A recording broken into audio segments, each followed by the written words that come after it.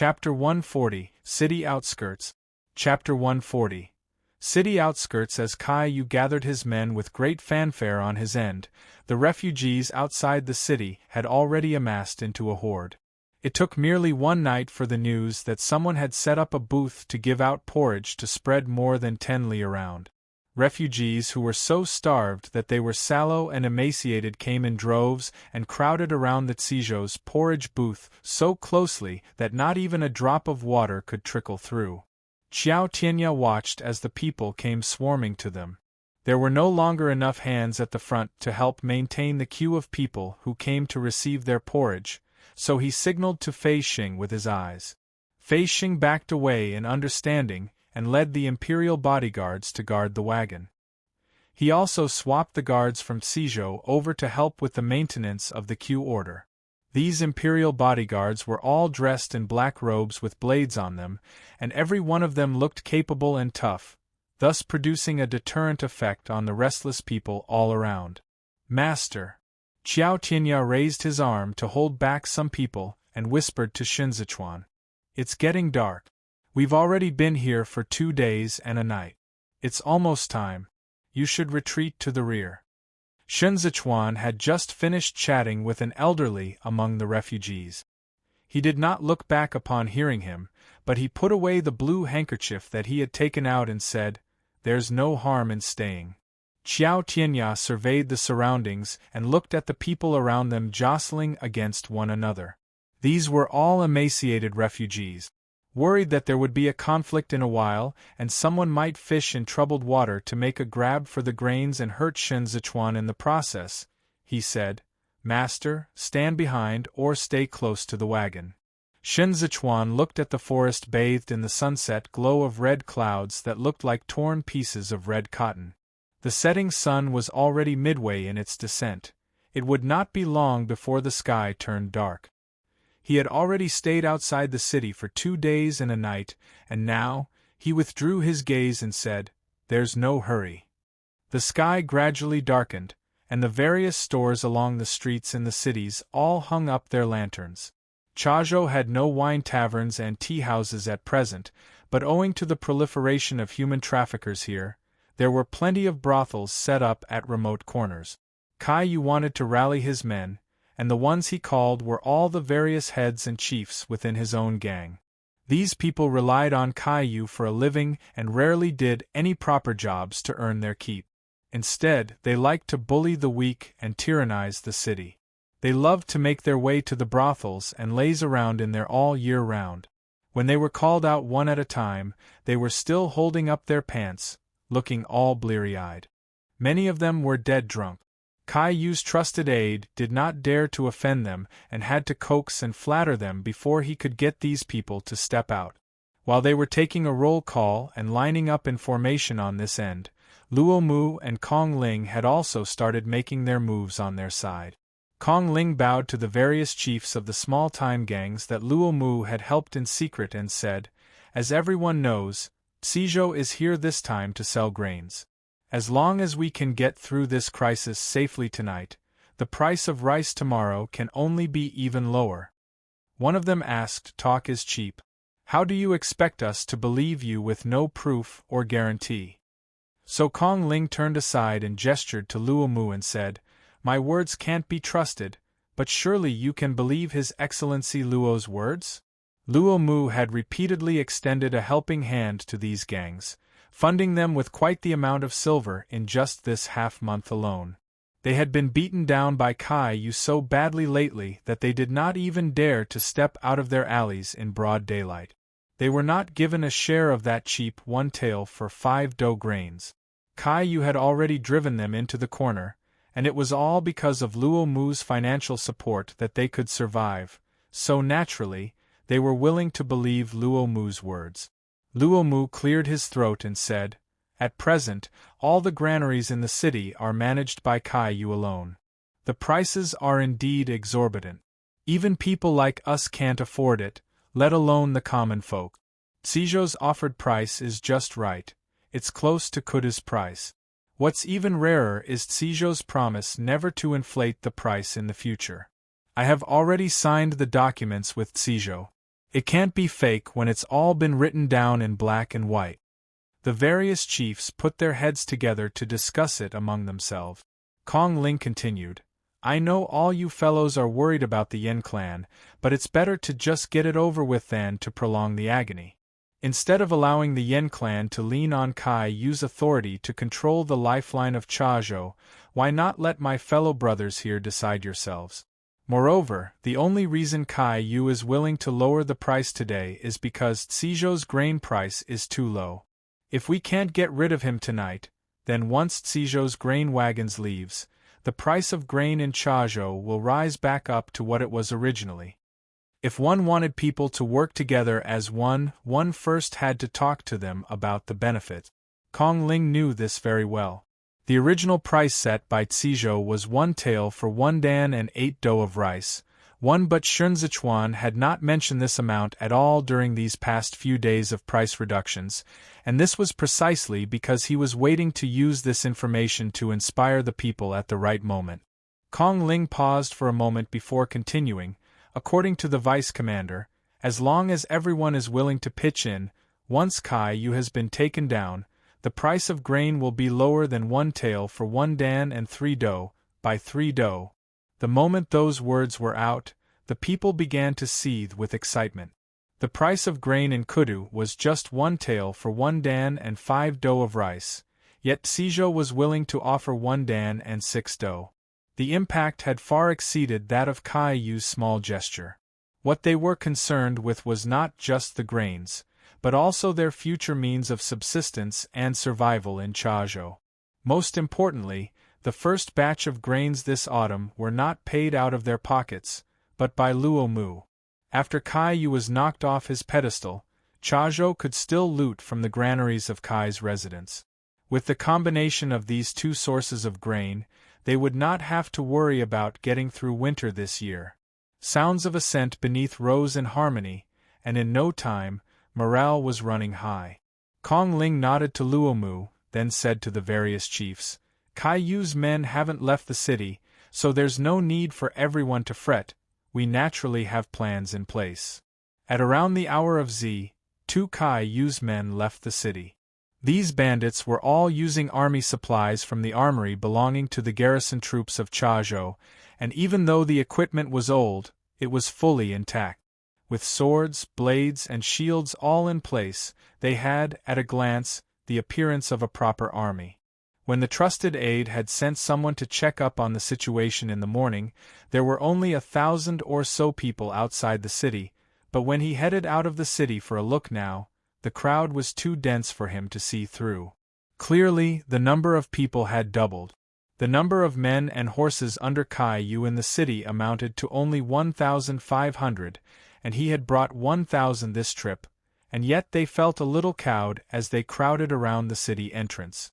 Why are there suddenly so many people here? One of the chiefs in the back craned his head. It's crowded to the ends of the earth. The aide turned around, smiling obsequiously as he said, They're too hungry to even walk. How can they be considered people? What's important are the grain wagons. Old Master has already said, as long as everyone can take it down, the grain from Cizhou can be split between each of the chiefs here. The chiefs silently observed and saw that they were indeed just some refugees in rags, and the number of guards from Cizhou was pathetically small. Thus, they said, with this assurance from the big boss, we'll do it. See those guards from Cizhou?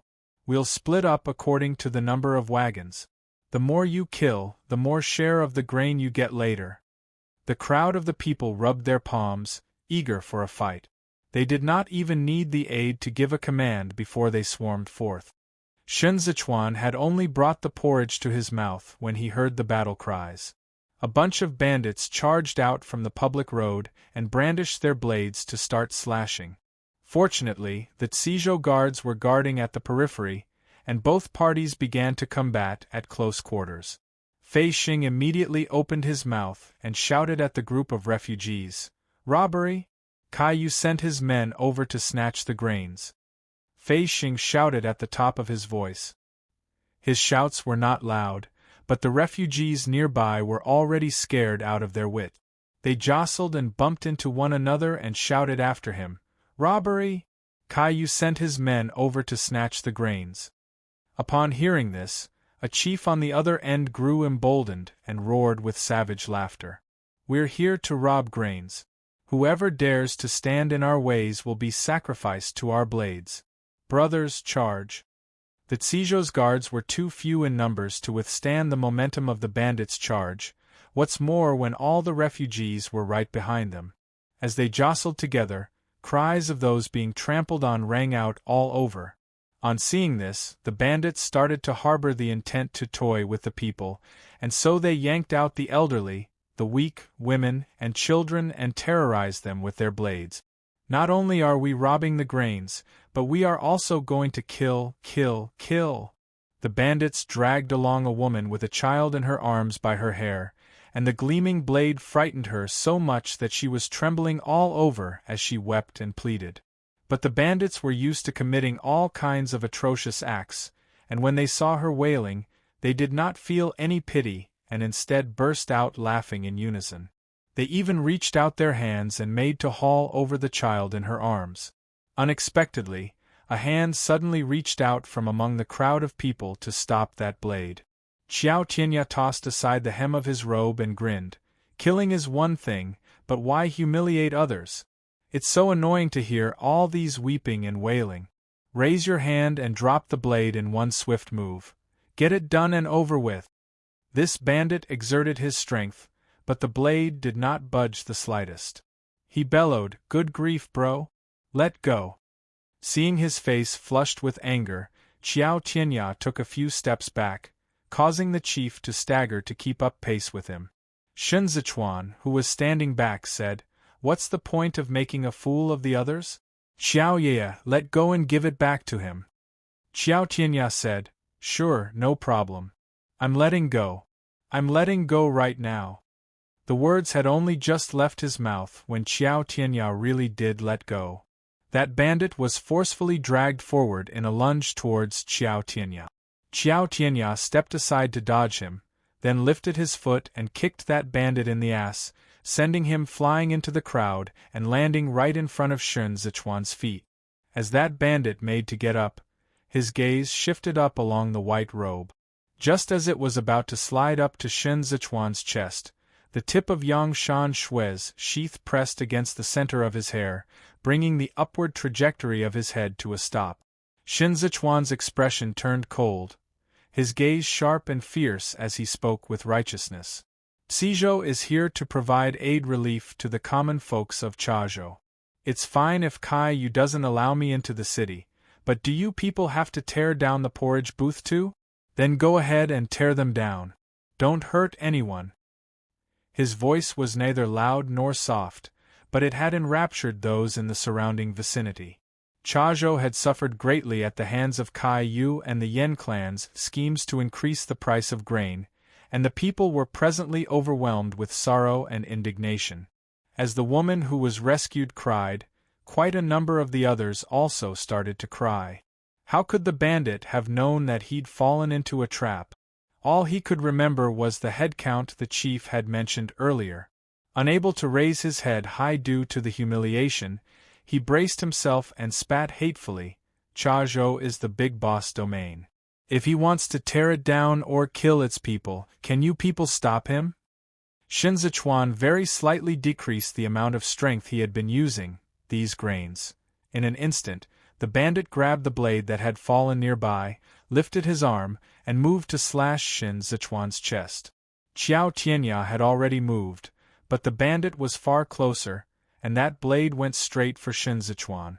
However, it was at this very moment that the bandit saw the composure in Shun Zichuan's eyes, as if he had been waiting just for this. The sheath of Yang Shan Shui made a thump sound as it struck the side of the bandit's blade.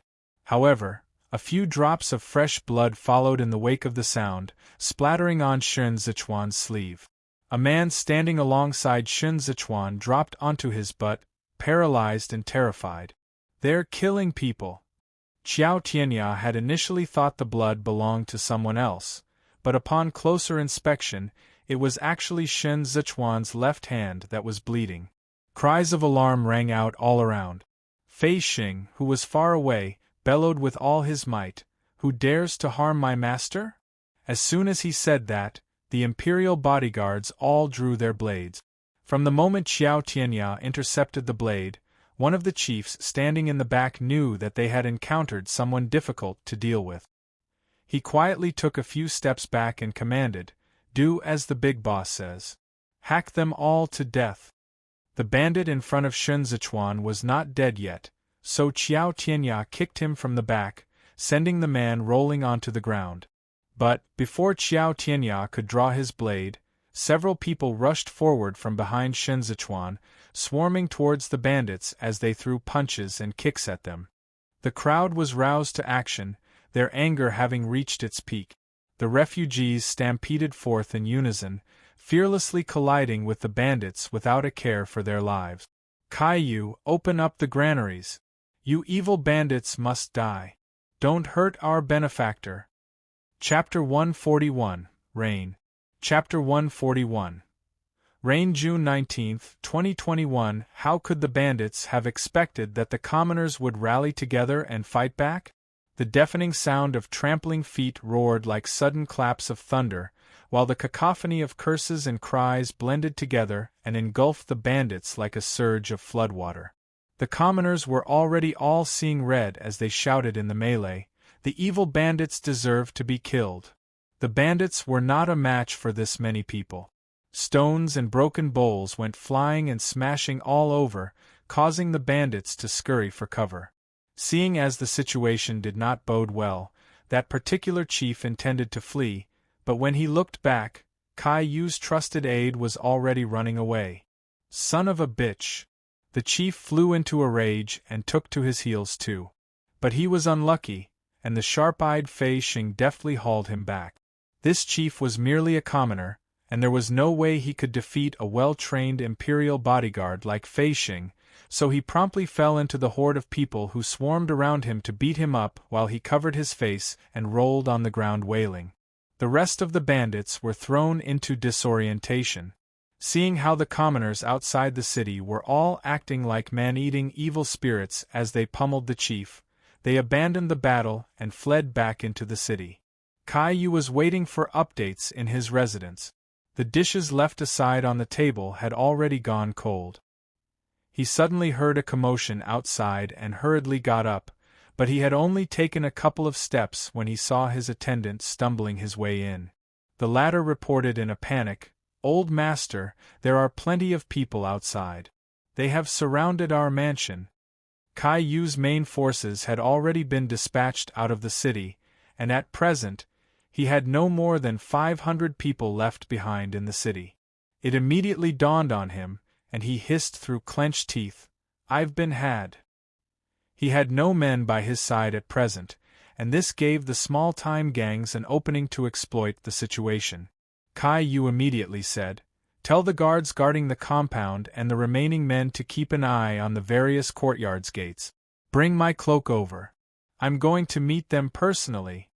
Caillou draped his cloak over himself and secured his broadsword, then briskly made his way outside with his entourage. The residence's doors were tightly shut.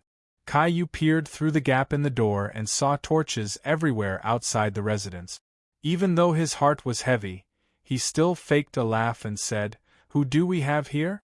I'm not hosting a feast today, and there's no joyous event going on either. So why raise such a big hoo-ha coming over to give your congratulations?"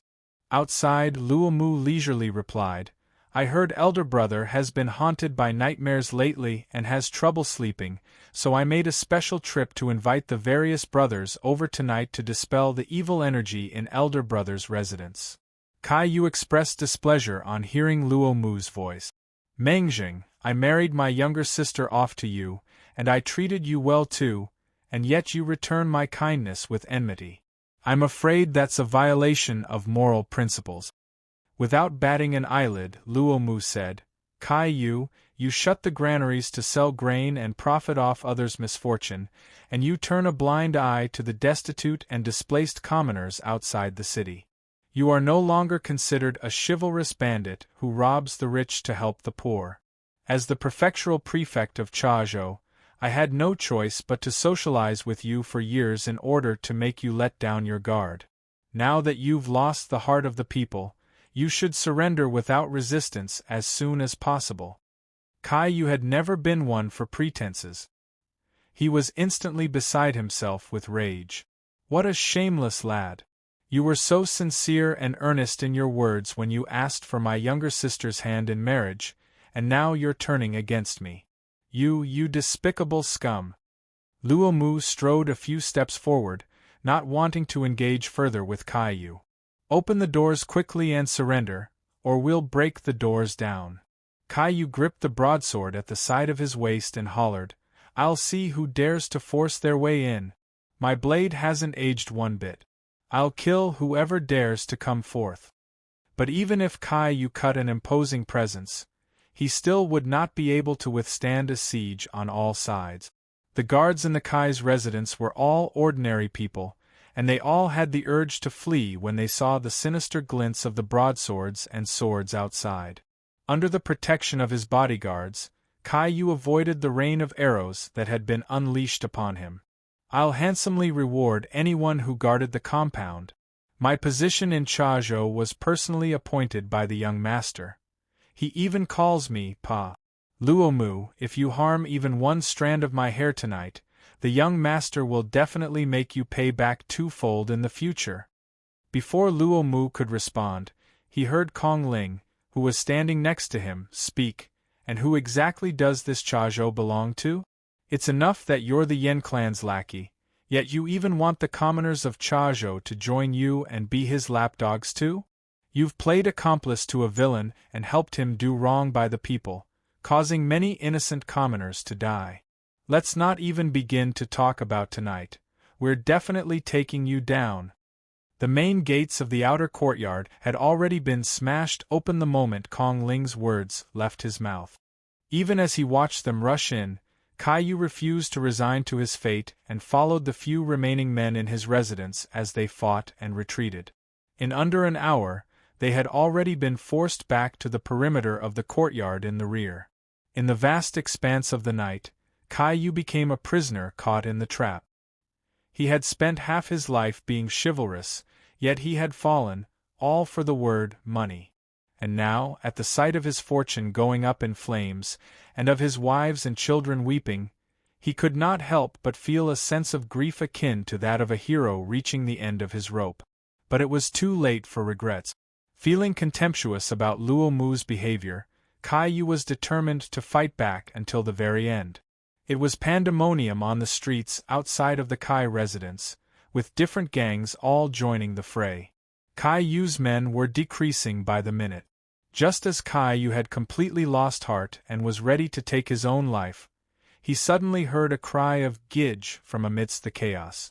Luo Mu, lamenting the ill-timed arrival, turned back and shouted, "Send the young madam back." Concubine Kai had always been pampered and coddled, and yet, she had run all the way in her haste to hurry over, losing not just her shoes in the process but also falling and injuring her arms. She couldn't care less about her sweat-drenched hair, as she pointed at Luo Mu and trembled uncontrollably.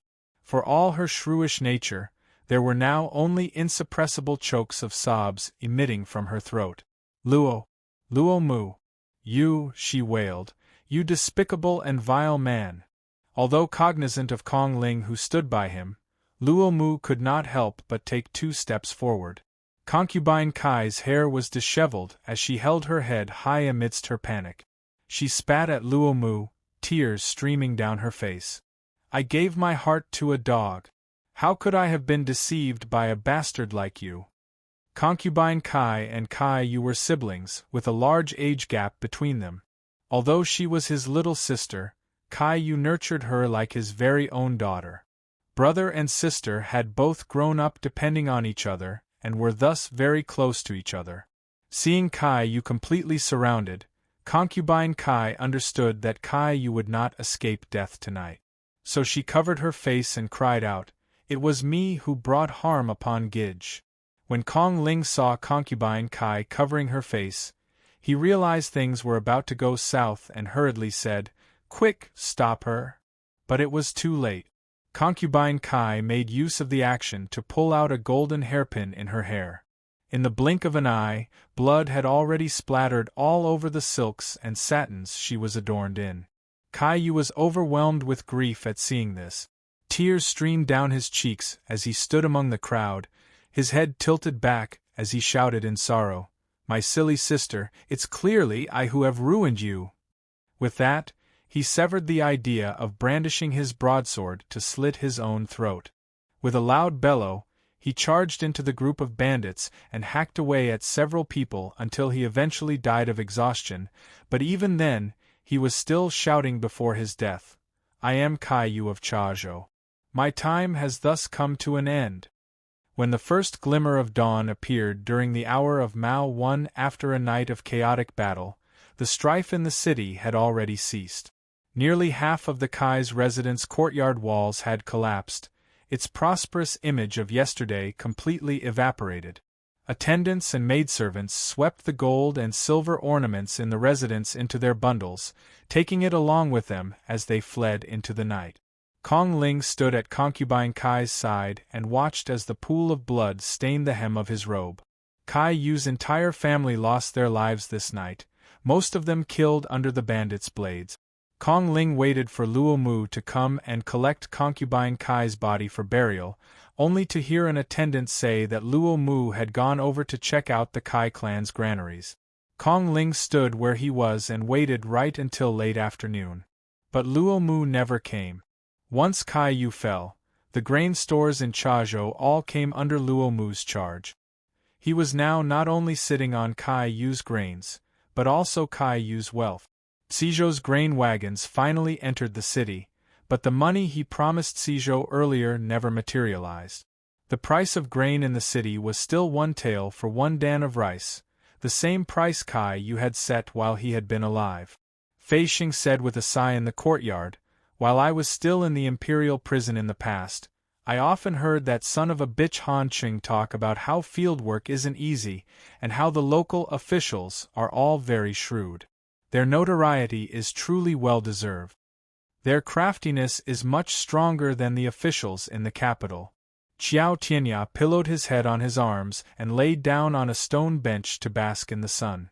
No wonder he could be the prefectural prefect in Chaozhou for so many years. He sure is something. Beside them, Kong Ling brewed tea in wordless silence. Shen Zichuan, who had been in the principal room, lifted the curtain and emerged. The three of them made to get up, but Shen Zichuan motioned for them not to. "What time is it now?" Fei Xing competed to reply, "It's almost noon." Shen Zichuan grasped his folding fan. Seeing as the sun was blinding, he shook open the fan to cover his eyes. "Chaozhou has scored a victory, but we still have yet to hold the celebration feast, right? Go send Luo Mu an invitation. Tell him that we'll be having a drink here tonight." Fei Xing acknowledged the order and added, "Master, but what if he doesn't dare to come?" Shen Zichuan revealed his eyes that had a hint of a smile in them. "If he doesn't, then he's a gutsy one." Fei Xing could hear his displeasure. He hurriedly retreated out of the room and went over to deliver the invitation. Kong Ling had been drinking and gambling these few days, looking as if he was having so much fun that he forgot all about his home and duties. But he still stood up when he saw Shen Zichuan coming down the stairs. Shen Zichuan said, "I heard it was Mr. Tringfeng who paid for Concubine Kai's burial." Kong Ling folded his arms in his sleeves and touched the remaining fried soybeans in his sleeve pocket. "Oh, yes, it was me." Shen Zichuan closed his folding fan and looked at Kong Ling for a moment. Kong Ling thought Shen Zichuan was displeased, but he had no wish to explain further. He did not expect Shen Zichuan to let the matter drop. Instead, Shen Zichuan drank half a cup of tea and probed no further. Kong Ling remembered the wound on Shen Zichuan's left palm that night and felt even more tired. He was conscious of the fact that he had barely done anything this trip, and yet he was even more exhausted than he had been in Xizhou. To Fei Xing's surprise, Luo Mu not only showed up that night, but he had also come alone. The cook in this residence was new, and his culinary skills were just passable. Shen Zichuan did not nitpick on the food, so even though this was proclaimed a feast, the dishes were only very slightly more exquisite than usual. Refugees were still a common sight in Chazhou at present, and as such, Shen Zichuan ate simply too. The atmosphere between both parties was harmonious by the time they had been through 3 rounds of wine. Fei Xing noted that whether it was Shen Zichuan or Luo Mu, they were both cordial and amiable, neither one displaying any sign of displeasure over the standstill the last couple of days. Luo Mu made a toast as he spoke. We are all good to discuss matters about the grain now that everything is in place, but I was just wondering, when is the vice commander planning to return? It will be easier for me to get the advisors in my residence to draft up a charter if I have a date to work with. Kai Yu had already been dead for 3 days. This matter had been discussed long before they took action. Luo Mu's refusal now to proceed as per the initial agreement was because he was intentionally trying to stall for time and go around in circles with Shen Zichuan. It was just as he had said to Kong Ling. Every increase of grain by 1 dou per tael equal to a reduction in profit, and that was all real money at stake there. And now that all this money had landed in his hands, it was simply impossible to expect him to forfeit it the way he used to think. There was a girl and her blinded old man in the hall singing a tune. As Shen Zichuan watched the old man play the eru, too, he tapped his fingers gently on his fan, as though he had not heard Luo Mu. It was only after the tune was finished that Shen Zichuan responded with a smile, "I'm on a tight schedule, it'll be in the next 2 days." Luo Mu looked to be in a spot as he spoke. 2 days is too much of a rush. Can't the vice commander stay for a few more days? Chazhou has many scenic spots that the vice commander has yet to visit. Shen Zichuan's gaze shifted and landed on Luo Mu's face. My family at home are worried, and I'm anxious to return. Shen Zichuan's answer had been gentle, but Luo Mu unwarrantedly reined in his frivolity.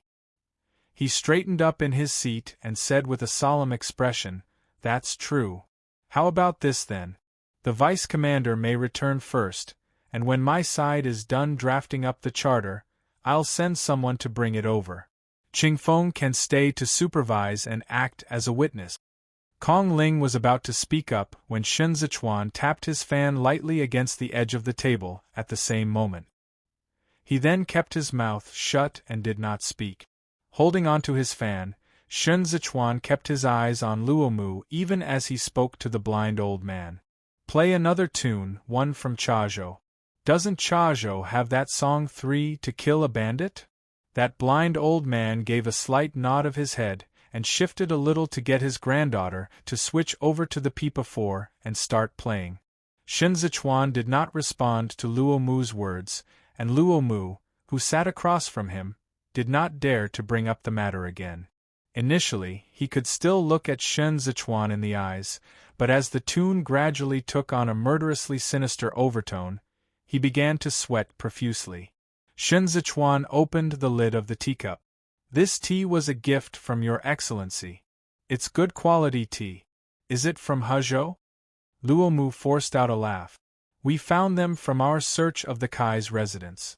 I'm not knowledgeable about tea, so it's better to present this to the vice commander as a show of my respect." Shen Zichuan smiled and replied, "I don't like tea." The girl's fingers slid along the pipa.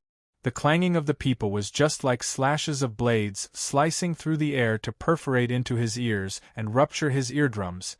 So intense was it that Luo Mu's back was soaked with sweat. This one song felt unbearably endless to him. That entire table full of dishes had already gone cold, the most striking of which was the lion's head 5 in front of him. By the time Luo Mu left the feast, his legs had already gone numb. Shen Zichuan stood under the eaves and said to Fei Xing, "Send His Excellency back. It's a long journey to make."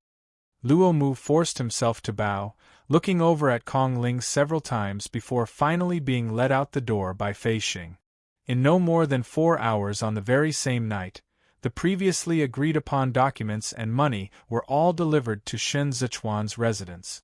As he lay awake in the middle of the night, Luo Mu could only think of one thing, and it was that Shun Zichuan knew what he had been planning to do. Luo Mu had been stalling for time because he wanted to send off Shun Zichuan and wait for the message from the Yen clan originally meant for Kaiyu. Kaiyu was no more, but he had stepped forth. He could also do what Kaiyu did for the Yen clan. The price of grain offered by Tizhou was indeed low, but that was only from the standpoint of the commoners. There was nothing beneficial in it for Luo Mu at all. He might not even be able to get that small profit he used to get from staying by Kaiyu's side.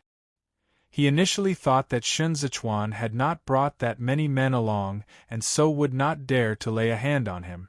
Then, by the time Shun Zichuan returned to Tizhou, Luo Mu would already have been in contact with the Yen clan. When the time came for Tizhou to consider coming back to collect their debt, he would have the backing and confidence to reject Tizhou. However, Shun Zichuan's meaning tonight was clear. He had not fallen for Luo Mu's ploy at all. He was in a rush, and if Luo Mu couldn't get matters settled and placed his hopes on the Yen clan of Hezhou instead, then Shun Zichuan would dare to make his move and kill Luo Mu right away. That song was as clear of a response as ever. Closing his eyes, Luo Mu thought about Shun Zichuan's actions outside the city. A man who even dared to put his own life at stake would not care about the consequences of killing him at all. Before they took action against Kaiyu, Shun Zichuan had said that they were here to do business. Now that Luo Mu thought about it, he realized that those words had also been an early warning from Shun Zichuan to him. 2 days later, Fei Xing remained stationed in Chazhou, where he could keep track and take records of the prices as well as keep an eye on Luo Mu. Tizhou's grain wagons entered the granaries, with the shopkeeper from the cosmetics shop keeping the accounts for them. And so, the grain trade between Tizhou and Chazhou was decided. The price Shun Zichuan settled on with Zhou Gui and the rest back in Tizhou was 1 tael for 1 dan and 8 dough of rice, but it was now a little higher at 1 tael for 1 dan and 6 dough of rice. This price, though, was already lower than Kudu. By buying the grains from Tizhou, Luo Mu not only had to set up booths to hand out porridge, but he also had to think of the most effective way to optimize the money being spent. Chazhou's problem of utmost priority was re-registration in the census register. He now held the food of the small-time bandits in his hands. He could enlist them in the garrison troops. There were still some issues when it came to the follow-through, but all of these could be discussed again when the large batch of grain arrived from Tizhou. With Fei Xing here, they could also keep a constant eye on the movements of the Yen clan in Hezhou. Shun Zichuan had successively taken out 2 of the Yen clan's main forces in Zhonghua, and the Yen clan was not one to forget about this debt. They initially had nothing to do with each other before, but now, he had to put his attention on Zhonghua, on Shun Zichuan. Shun Zichuan did not stay for long. He got on the horse carriage that very day and left. Just as they were almost out of Chazhou's territory, they suddenly heard someone in a carriage chasing after them from behind. Qiao Tianyao lifted a corner of the curtain and whispered to Shun Zichuan, "It's Luo Mu." Luo Mu was here to see them off, but Qiao Tianyao said Shun Zichuan was not feeling well today, so he let that matter drop. He was mainly here to see Kong Ling off, anyway. Both of them got off their carriages and walked for a while along the public road. Luo Mu took out the pastries wrapped in oil paper from his arms and said, "You love to eat these back at the academy. I saw someone selling them when I stepped out and bought them in passing. Take it with you to eat during the journey." Kong Ling looked at the oil paper. "It was so many years ago and you still remember it." Luo Mu smiled ruefully. "It's something I ought to remember.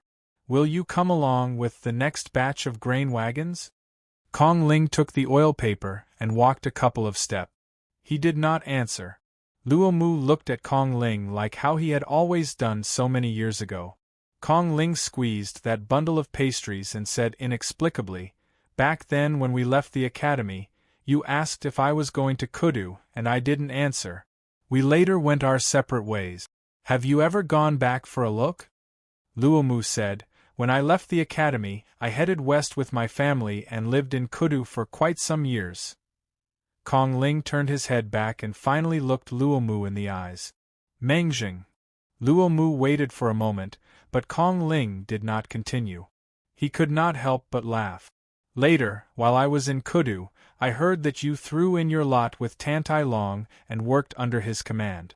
He's a good official, and you guys have achieved quite the result there too. Why didn't you marry? Why didn't I marry? Kong Ling silently repeated it to himself and slowly smiled. He was already old, and yet at present, he was giving off an aura of gentleness and composure that he had possessed in his youth. Somehow, there was still will and spirit in this pair of eyes that had already turned cloudy. He grasped that bundle of pastries tightly and merely said, "I should leave now." The wind surfed past the blades of grass. Kong Ling turned around. He did not wait for Luo Mu's answer. Luo Mu stood in the wind and watched as Kong Ling's sleeves and robes fluttered along with the breeze. His throat tightened. He could not help but take a step after him. He even reached out with his hand. The white hair mixed in Kong Ling's bun disappeared in the wind, covered by the dancing leaves. In his trance, Luo Mu saw time as it was many years ago. Kong Ling missed many a number of things in this life of his, but that was not because he never tried to fight for them. He once tossed and turned in bed because of an invitation, but all he got after pacing to and fro as he waited in the academy was a bout of 7th month's rain. He waited in that rain until his eyes were wet. And from then on, he went away to a distant land far from home. Mengjing was a free-spirited man. This was something Kong Qingfeng came to understand in that rain. Many years later, he waited again, but all he had to show for that endeavor in the end was a robe with a blood-stained hem. No matter which time it was, Luo Mu never came. From then on, Kong Ling and Luo Mu never saw each other again. Chapter 142, Inkling. Chapter 142. Inkling. Who exactly was the young master in white handing out porridge on the outskirts of the city? Countless commoners inside and outside the city were all scrambling over themselves to guess. Some said he was an advisor of Zhou Gui. Some said he was a distant nephew of Kong Ling. Rumors flew all over without a single concrete explanation. It was only when Shen Zichuan left the city that his identity as the 8th common son of the Shen clan spread like wildfire and promptly became the talk of the town in Chazhou. Compared to the storm of public opinion in the city, Shen Zichuan's return journey was calm and quiet. It could even be said to be silent. They returned along the public roads in not that much of a hurry, because Shen Zichuan had fallen ill once on his way over.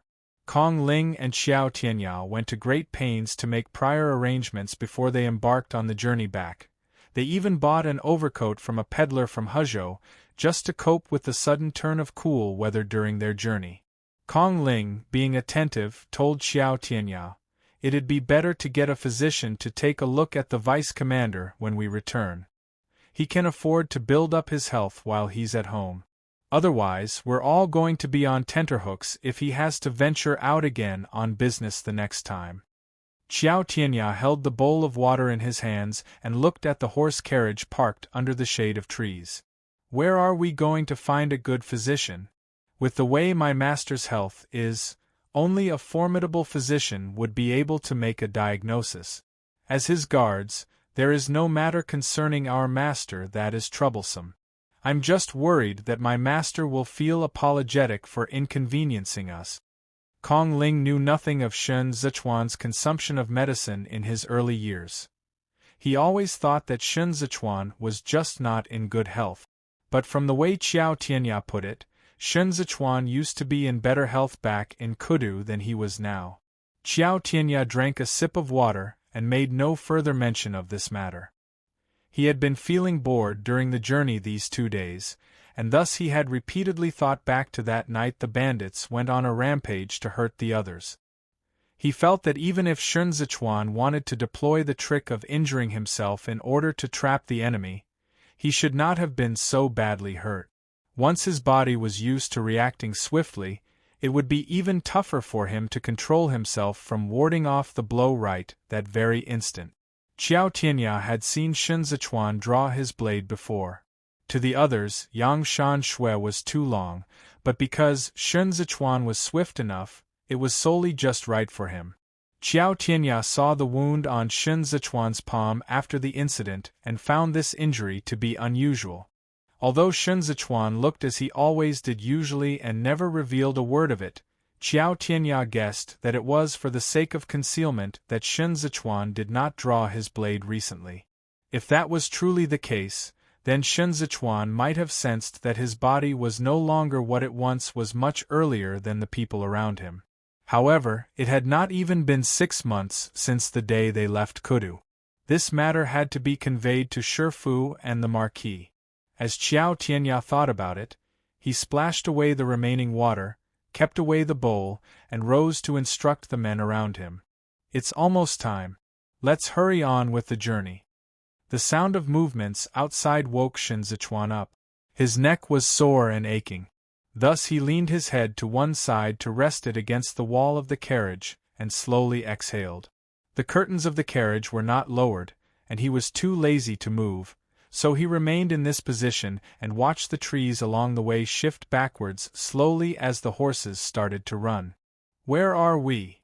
Shen Zichuan's voice was slightly hoarse. Qiao Tianya put on his bamboo hat to block out the sunlight and sat outside the curtains to drive the carriage on. "We can arrive at Chazhou's borders tonight. Travel for another 2 more days, and we'll be within Xizhou's territory." This public road had fallen into disrepair in the last few years, and traveling along it made for a journey so bumpy that it gave Shen Zichuan a headache. The next time the grains are sent to Chazhou, get Luo Mu to fork out money and hire a repair team to fix it up properly. Qiao Tianya pretended to sigh with emotion. Then what about when we travel to Libei? The roads there are even more difficult to travel on. The tracks in Libei are all bridle paths. Shen Zichuan perked himself up a little as he spoke. They were constructed to be wide and flat to facilitate the passage of the armored cavalry. Be careful not to let the Marquis hear you fabricating stuff up behind his back. Qiao Tianya took down the stalk of grass he had been holding in his mouth. "It's fine even if I said it to the Marquis's face. If he comes back this time, you should first make sure he doesn't see that injury of yours." Shen Zichuan raised his left hand. Even though the wound had been bandaged, the wound area was prone to being soaked with sweat due to the hot weather, and the sensation was akin to being bitten by ants. "Xiao Suan is currently busy. There's no way he'll be back for a month or so. If you don't mention it, he naturally won't find out." Qiao Tianya bit back down on the stalk of grass. Shen Zichuan asked, "Are you going to tell on me?" Qiao Tianya said as he steered the carriage, "Later. Let's talk about it later. I can't hear you clearly from here." Shen Zichuan lowered his arm. "I'll write him a letter when we get back, and we're considered done with this matter." He thought about it for a moment after saying so, feeling the nape of his neck starting to tingle with itch faintly, then as if remembering the sensation of being bitten by Xiao'er, he emphasized his words, repeating once more, "The matter is considered over and done with." Agreeing on the surface, Qiao Tianya pulled at the reins as he thought about it. As expected, telling the Marquis is the best way to handle him. Tried and tested. Shen Zichuan had left for a little less than half a month this time. Gradually, the heat of the 7th month subsided. Due to its proximity to Libei, Xizhou was much colder than Chazhou, with signs of autumn already beginning to show. Zhou Guo had been looking forward to their return, and he started waiting outside the city very early on. Upon seeing the horse carriage approach, he lifted his robes and walked over with a beam. "Vice Commander Ching Feng, it has been hard on you the entire journey. Please enter the city now. I've already prepared a feast to welcome you back." They paused for a bit outside of the city gates to exchange courtesies before heading in together. Zhou Guo hosted the feast in his own residence, hardly discussing official affairs at the table. He knew that Shen Zichuan had fallen ill during the journey, and so after the meal was over, he personally saw Shen Zichuan out of the residence. He emphasized that there was no urgency regarding the affairs on hand, so there would still be time for a discussion after the vice commander had rested for the night. Even then, Shen Zichuan still had Qiao Tianya remain in the Zhou residence, so that when Zhou Gui and Kong Ling gathered the fellow advisors in the study to discuss the trip to Chazhou, Qiao Tianya could stand by to listen and answer any questions so as to not slow down the proceedings. On the other end, Ji Gang, who had also been waiting for a long time, came over to receive Shen Zichuan when he saw the latter coming from where he stood at the entrance of the alley a distance away. The sky had turned to dusk, and with Shen Zichuan's sleeves hanging down, Ji Gang did not see his injury. He gave Shen Zichuan a once-over, and followed up with a question, "How did you fall sick on the road? I even asked Song Yue to prepare a coat in advance, worried that the weather would change while you were traveling." Shen Zichuan lifted his right arm and led his Shifu through the door. "It's just a cold. I'm fine, it's no big deal. Has Shifu taken your meal yet? I sat down for a meal earlier in the Zhou residence, but I haven't eaten my fill yet." Ji Gang walked side by side with Shen Zichuan through the door. He still meant to ask about his illness, but Shen Zichuan's "haven't taken my fill" steered him off course, and he happily said, "I've guessed it. I knew you'd arrive home today, so I made a special trip out this morning to choose some plump fishes. What do you want to eat? Shifu will prepare it now for you. They have already been cleaned up, and the ingredients are all prepared and ready, so it'll be ready in no time." Ding Tao came up from behind them and poked out his head. Young master is back." Li Xiong followed suit behind him and shouted, "Young master too." Ding Tao's sparrow leaped onto his shoulder and chirped away. It was merely a few steps from the entrance to the courtyard, and yet it was even more lively than it was outside. The flowers and plants in the courtyard had been tended to with such care that they were in an even better condition than they had been before he left. The hall of the principal room was spacious, and the bamboo blinds had all been lifted. It looked comfortable. Shen Zichuan ate another meal with Ji Gang and asked about Ding Tao's and Li Xiong's progress in their martial art. Fortunately, it was his left hand that was injured, and he rested it on his knee the entire time during the meal, so Ji Gang did not suspect a thing. The lively vibe in the room kept up until the hour of Z1 when Ji Gang told Shen Zichuan to rest early. As it was Qiao Tianya's turn to be on duty tonight, he took up Ding Tao and Li Xiong away. It was only when the room fell silent that Shen Zichuan breathed a sigh of relief and took off his outer robe. The maidservants let down the curtain and lit the incense. All along, no one was permitted to remain in the room to serve at night, so the maidservants withdrew from the room to the hallway, leaving only Shen Zichuan behind. Shen Zichuan took a bath, changed his clothes, and returned to the room where he put on the outer robe again. Then he lit a lamp and began to write a letter. At the first quarter of the hour of Chou, Tu Qiao Tianya returned and set the new book Zhou Gui, and the rest had newly drafted up on Shen Zichuan's desk. Shen Zichuan sealed the letter and asked, "What's the latest news in Libei?" Qiao Tianya, who had his coat over his arms, said, "Bad news.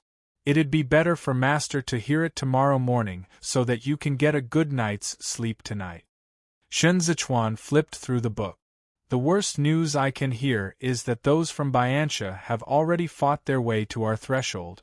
So go ahead and tell me." Qiao Tianya turned the chair over and sat astride it. "Not to that extent. It's the Marquis.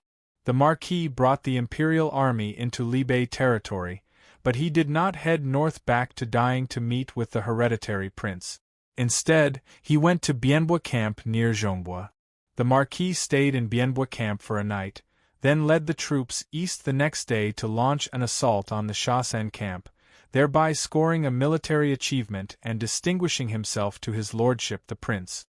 Shen Zichuan lifted his eyes and thought for a moment. He smiled. "The Shasen camp is no small achievement." "Right." Qiao Tianya picked up the conversation. "Such a significant merit ought to be rewarded. On hearing this, Shen Zichuan asked, "What did his lordship reward him with?" Xiao Tianya stretched out a finger. "1 camp." Shen Zichuan raised his eyebrows slightly. Xiao Tianya continued, "The Bianbui camp." His lordship kept the marquis there and handed over the Shasen camp, which the marquis fought to take back, to Guowei instead. Does master still remember this person? It's the same dude who previously framed Gu Jin for colluding with the enemy. The handover between both parties was not pleasant. The marquis retreated to the back, sandwiched between Shasen camp and the 3 great training divisions of Luoyang. There was completely no sign of him in the battles to the north and east. Shen Zichuan released his fingers and closed the book. The Bianbui camp is a main camp the hereditary prince used as a supply site. By remaining there, Sun would be managing Li Bei's military supplies and gears. However, there was no shortage of generals of military supplies in the Li Bei armored cavalry, so why did Xiao Fangxiu insist on getting Xiao Qie to do it? All else aside, it was far harder for Xiao Qie to be a general of military supplies than to be a commanding general of Shasen camp. If Xiao Qie were in the Shasen camp, then as long as he led the imperial army to fight successful battles with the Bianxia men and earned military merits to his name, all sorts of rumors and gossip against him would naturally evaporate into thin air. When the time came for him to step into the battlefield in the north, he would have the confidence and credence to engage with the other Li Bei commanding generals. But as the general of military supplies in Bianbui camp, he would be lower in rank than the other commanding generals. He had to heed the requests assigned to him from the various parties and run all over Li Bei to deliver supplies. This was not only a hard job to do, but would also make him easily susceptible to being bullied and mistreated. When it came to it, his military achievements would not be up to par as the commanding generals fighting battles ahead of him, and yet the hardships he had to put up with would be no less than the others. After a moment of silence, Xiao Tianya probed tentatively, "Did his lordship pick up the marquis from somewhere and adopt him? The disparity in his treatment of the marquis and the hereditary prince is really great." Shen Zichuan looked at him and said, "Seems to me like you're the one who was picked up." Xiao Tianya raised his hands in surrender and shut his mouth. Shen Zichuan passed the sealed letter to Xiao Tianya and said, "Get someone to deliver it tonight. It's late now, there's no need for you to stand guard outside.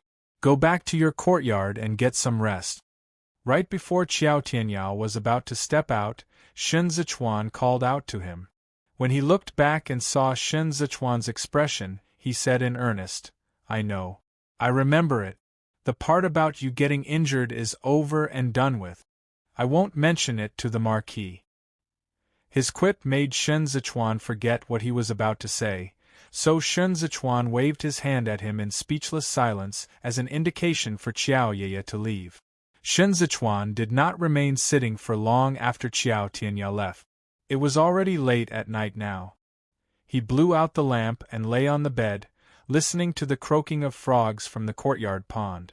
He did not know if it had been Ding Tao or Li Xiong who had caught them and brought those frogs to the pond, but they created such a din that he could not sleep. It was only after an unspecified amount of time later that Shen Zichuan's consciousness started to dim. There was no one beside him except for the refreshing sweetness of the incense for company, but somehow, it turned into the metallic stench of blood in his dreams. The Chaucer sinkhole, which had not appeared for a very long time, now lay beneath his feet. Shen Zichuan looked down at it, but there was nothing inside. The faint croaking of the frogs hovered in the air. Shen Zichuan broke into a sweat and subconsciously turned over with his back to the croaking. There was no snowstorm over the Chaucer sinkhole tonight. The sun rode high up in the sky, blazing to the point Shen Zichuan felt the stinging pain on his skin and sweated profusely. There was evidently no corpse in this pit, and yet Shen Zichuan felt himself surrounded all around by people he could not see. They smothered him, making it hard for him to breathe. He could not help but pull apart his tightly fastened collar. Drops of sweat dampened both of his eyes as he gasped for breath. he saw a person lying in the sinkhole. It was his own self.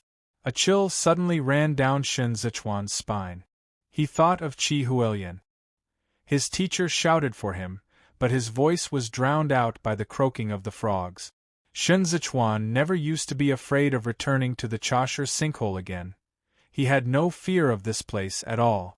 Yet, at this moment in time, he had the urge to flee. Someone approached Shen Zichuan, and Shen Zichuan opened his eyes almost instantly. Xiao Qie had only just partially removed his armor as softly as he could. How could he have expected Shen Zichuan to wake up so suddenly? He promptly froze by the bedside, still with his arm guard in his lifted hand. Both men looked at each other for a moment, sensing something amiss. Xiao Qie tossed the arm guard onto the desk and pulled up a portion of his sweat-drenched, narrow sleeves. He squatted at the side of the bed and cupped Shen Zichuan's cheeks with his palms. "What are you peeking at?" Only then did Shen Zichuan seem to snap back to his senses. Xiao Qie drew closer to him and looked at Shen Zichuan with a sharp, penetrating gaze. His eyes were like stars in the pitch-dark room, so bright and calm that Shen Zichuan's mind gradually cleared. Xiao Qie stroked his slightly damp hair and whispered, "It was such a bumpy ride here. Get Zhou Gui to fix the road as soon as possible." He closed off the city. I squatted outside and yelled for half a day. For some inexplicable reason, Shen Zichuan was amused into smiling as he nestled in Xiao Qie's palms. It was then that he woke up from his nightmare. The scene of his own corpse lying at the bottom of the pit was still clearly imprinted in his mind, but in just the twinkling of an eye, he had forgotten it all. Shen Zichuan let out a partial smile before asking dubiously, "Then how did you get in?" Xiao Qie took a deep breath and answered slowly, "I somersaulted over. Lang Tao Shuijin is still tethered out there." Chapter 143, Hidden. Chapter 143. Hidden. Xiao Qie's body temperature was running hot. He was bathed in sweat all over after riding for half a night. He retracted his hand and continued to disrobe, looking at Shen Zichuan as the latter sat up and asked, "Have you eaten tonight? I'll look for something to fill your stomach. I met the courier horse delivering your letter on my way back, so I intercepted it, and now the letter you wrote me is with me." Shen Zichuan, who had been making to get off the bed, paused. He lowered himself and watched Xiao Qie from that position with a hint of seduction in his gaze. "Where is it?" Xiao Qie raised a finger and tapped at his chest. Shen Zichuan extended his right hand in an expectant gesture to ask for it. Xiao Qie placed his armor to the side and rose with his hands on his knees, staring at Shen Zichuan as he did so. "Want it back? Come get it yourself." Shen Zichuan felt a tingle run down his spine from Xiao Qie's gaze. He felt his way to Xiao Qie's chest and slid the pads of his fingers down along his chest. All he could feel was Xiao Qie's sweat-drenched muscles. He whispered in a soft voice, as if he did not seem to understand, "Give it back." On the surface, Shen Zichuan still had the dazed look of one still not fully awake, yet his fingertips were feeling Xiao Qie out with ease and familiarity. His fingers wandered, mindlessly and almost imperceptibly, not minding in the least to let Xiao Qie know that his appearance now was merely an act. Xiao Qie relaxed his breathing, afraid that he would lose himself to his own desires and devour Shen Zichuan clean in just a twinkling of an eye. He seemed to be unmoved, using only an ardent gaze to pursue Shen Zichuan. Shen Zichuan felt all over that sturdy torso, his breaths intertwining with Xiao Qie's as he moved. They pressed close together in this position, one higher than the other. Shen Zichuan's expressive eyes glistened with ripples of desire. Despite this, he still spoke guilelessly, "Suan, I can't find it." Xiao Qie allowed Shen Zichuan's fingers to do as they pleased. He tilted his head slightly, catching a waft of Shen Zichuan's scent. Seizing the moment, Shen Zichuan pressed his cheek to him and nuzzled against him. The satiety brimming in the corners of his eyes took hold of Xiao Qie's heart, clenching it. As he perspired, Xiao Qie laughed out loud, a brief, harsh sound. He set his palm on the small of Shen Zichuan's back, pulling him so close that Shen Zichuan was practically pressed against him in his embrace. There was no distance between them as they kissed, neck to neck. But while Shen Zichuan was kissing him, Xiao Qie was biting him. As Shen Zichuan was pinned down onto the bedding, he swiftly extended his arm and placed his injured left hand onto the nape of Xiao Qie's neck. The bedding sunk down under their combined weight. Shen Zichuan's inner garment was in disarray, and as Xiao Qie kneeled with his head lowered to look at him, a fan fell out. Shen Zichuan picked the fan up.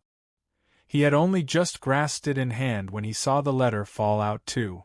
Xiao Qie made to pick up the letter, but the sharp-eyed Shen Zichuan deftly used the folding fan to push the letter aside to the edge of the bed. Immediately after, he flipped the folding fan over and propped it against Xiao Qie's chin, then lifted his head and planted a kiss on Xiao Qie's lip. Xiao Qie did not appear to notice his actions, absorbed as he was in the kiss to the point he was roused and poised for action. Both of them had not done it in quite a while, so now that they had finally just met, Xiao Qie went along with Shen Zichuan's teasing. As though he had reached the end of his patience, Xiao Qie fondled Shen Zichuan until Shen Zichuan was flushed red all over. Waves of passion crashed into Shen Zichuan to the point that he trembled uncontrollably. Shen Zichuan had learned well, no longer the picture of inexperience like he had been back in Kudu. Shen Zichuan narrowed his eyes, using the last bit of his reason to remind himself to find a way to toss the letter under the bed later. Before he could finish putting together his plan, he was flipped over by Xiao Qie. Xiao Qie held onto Shen Zichuan's waist, admiring the contours of his back as they formed an absolutely beautiful curve. Shen Zichuan's sweat-soaked inner garment had turned translucent. From the back, it appeared to offer an unobstructed view of the scenic scene underneath, yet it also seemed to be shrouded under a veil of fog, distant and unattainable. Shen Zichuan looked back, wetting the corners of his lips. Xiao Qie went on the offensive to seize his territory. This all belonged to him. The scorching heat, the damp sweat, the moans, the expressions in his eyes, the shivers, even the scent that Shen Zichuan emitted along with the rocking movements. All of this belonged to him. They were all his, Xiao Qie's. Whenever Xiao Qie's thoughts strayed down this path, a limitless well of exhilaration would surge up inside him. Shen Zichuan knew him too well, and every sultry look he gave him was a knife to the chest. Xiao Qie exerted himself physically. The more he cherished this man, the more terrifyingly rough he became. He wanted to caress him to pieces. Xiao Qie nibbled on Shen Zichuan's right ear, holding the jade earring between his lips. Shen Zichuan could not endure such a position. It was buried so deep that his sweat and tears flowed in never-ending torrents. But there was nowhere for him to escape to. Shen Zichuan's waist and ankles felt as though they had been restrained with a chain. He felt a little strained and a little pained, yet this pain sent tingles of electricity up his entire body, rendering it limp and numb. It made him forget all of his nightmares. There was only Xiao Qie, Xiao Qie, Xiao Qie. Shen Zichuan shivered, all drenched in sweat. Just as he was about to lose control and let himself go, he murmured, "Suan." Xiao Qie was clearly not done, yet Shen Zichuan's soft, lazy call made him come. Half of Shen Zichuan's body had already sprawled over. He buried his head between his arms and gasped incessantly for breath. He was still trembling slightly. The bedding under his knees was already a wet expanse. It was in this position that Xiao Qie bent over and covered Shen Zichuan with his chest. He had yet to withdraw, and as he pressed down on him, he advanced deeper instead of retreating, causing Shen Zichuan to let out a muffled moan. Xiao Qie offhandedly brushed aside the messy pillows and enveloped him in this way. "Hug you for a good night's sleep." Shen Zichuan's earlobes had been bitten red, and the exhaled breath of hot air made it numb and sore. He lifted his cheek from his arms, his eyes red and wet as he mouthed to Xiao Qie, "Too mean." Xiao Qie kissed him, and he remained motionless. There was a soft, wet, watery sound, and only then did both of their ravenousness alleviate some. Shen Zichuan was bearing Xiao Qia's weight, and yet he felt incomparably relaxed, as if Xiao Qia's presence was his impenetrable shield. Xiao Qia caressed him. He understood him all too well. He could tell just how much weight Shen Zichuan had lost just by holding him in his arms. He nudged away the hair by Shen Zichuan's ear with the tip of his nose and said in hushed tones, "Did things go smoothly in Chazhou? You've lost so much weight."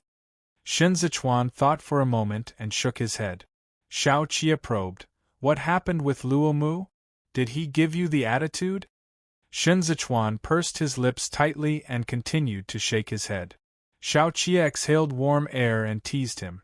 "Did the bandits in Chazhou create trouble? I'll redeploy the Imperial Army over for you." Shen Zichuan half narrowed his eyes. "From missing you." Xiao Qia had yet to answer him. But Shen Zichuan continued, "It's rather cold to sleep alone on an empty bed." Xiao Qia embraced him from behind, grasping both of Shen Zichuan's arms tightly. He started to say something, but then caught a glimpse of white out of the corners of his eyes. He pulled over the left hand Shen Zichuan had been hiding under the blanket and abruptly turned it over, where he saw the gauze wrapped around it. His eyes shifted to Shen Zichuan. Shen Zichuan did not look at him and buried his head into the beddings. "Shen Lanzhao." Xiao Qia pulled Shen Zichuan's face back by the chin and enunciated each word. "You. Sure. No. How. You. Hide. Huh." The next morning, Qiao Tianya headed out of the city early on and led Lang Tao Shuijin, who had been left outside the city in the cold for the entire night, back. When he arrived at the courtyard, he saw Meng striding around playing by itself under the eave. He blew a whistle at Meng and asked in a soft voice, "Where's your master?" Meng paid no attention to him, not even with a tilt of its head as it went about its own way. It turned back and continued striding as though it had an endless stream of concerns weighing on its mind. Qiao Tianya saw that the bamboo blinds in the principal room had been lifted, but there was no one in attendance standing under the eaves. It was bright and spacious inside the principal room. Shen Zichuan sat behind the desk with a book in hand covering his face, revealing only a pair of eyes looking across at Xiao Qia. Xiao Qia put up one of his long legs and leaned back in his chair with a hand propped up as he rotated his thumb ring. Although he did not look back, he had already heard Qiao Tianya's footsteps, so he said, "Come in." Noting something amiss with the atmosphere, Qiao Tianya bent over to enter at the same time that he asked with a smile, "The weather is pretty good today. How about having lunch in the courtyard?" Xiao Qia did not answer. Shen Zichuan shifted his gaze and motioned for Qiao Tianya to continue. Xiao Qia said, "You shut up." Qiao Tianya, who was standing at the back, sensibly shut his mouth and revealed a "can't help you there" expression. He felt that he really shouldn't be standing here. Xiao Qia rotated past the crack on his thumb ring and caressed it with his finger. He still had a matter on his mind. "Go call Ding Tao over first." Ding Tao was standing at the courtyard entrance when he saw Qiao Tianya coming out of the principal room. The latter stood under the eaves and beckoned to him, but Ding Tao felt a little reluctant to go. He placed his hands at his back and rubbed at the mud left between his fingers, then shuffled over at snail's pace to the bottom of the step. Inexplicably feeling a little afraid, he craned his neck and said in a small voice, "I'm here." Xiao Qia said, "Get your ass in here now." Ding Tao jumped up the steps, then slowed down as he cautiously made his way in. He saw Qiao Tianya standing by the side pretending to be a wooden stake, then saw Shen Zichuan looking down at a book, and he felt sure that he was going to get a beating today. Xiao Qia turned sideways and asked, "Where did the frogs in the pond come from?" With his hands behind his back, Ding Tao lowered his head and answered, "Caught them from outside." Xiao Qia said, "It must have been hard catching them from beyond the city and bringing them back home, wasn't it? That's quite some distance." Ding Tao braced himself and said, Not too bad." Xiao Qia sneered, "Rebelling when no one's at home, aren't you?" Before I left, I told someone to clean up the pond, and you turned around and threw frogs into it. Ding Tao had caught them for fun. He initially planned to put them in his own courtyard, but their courtyard had no pond, and Shun Zichuan wasn't home half a month earlier, so he and Li Xiong had tossed them into the pond after catching a bunch. But in just a couple of days, he had forgotten all about them. Who would have known that the master would return right then? Ding Tao stole a glance at Shun Zichuan just as he was done thinking about it. Xiao Qia said, "Who are you looking at?" Ding Tao instantly withdrew his gaze and lowered his head like a timid quail to listen to the lecture. "Go," Xiao Qia continued. "Get rid of all of them before the hour of you today.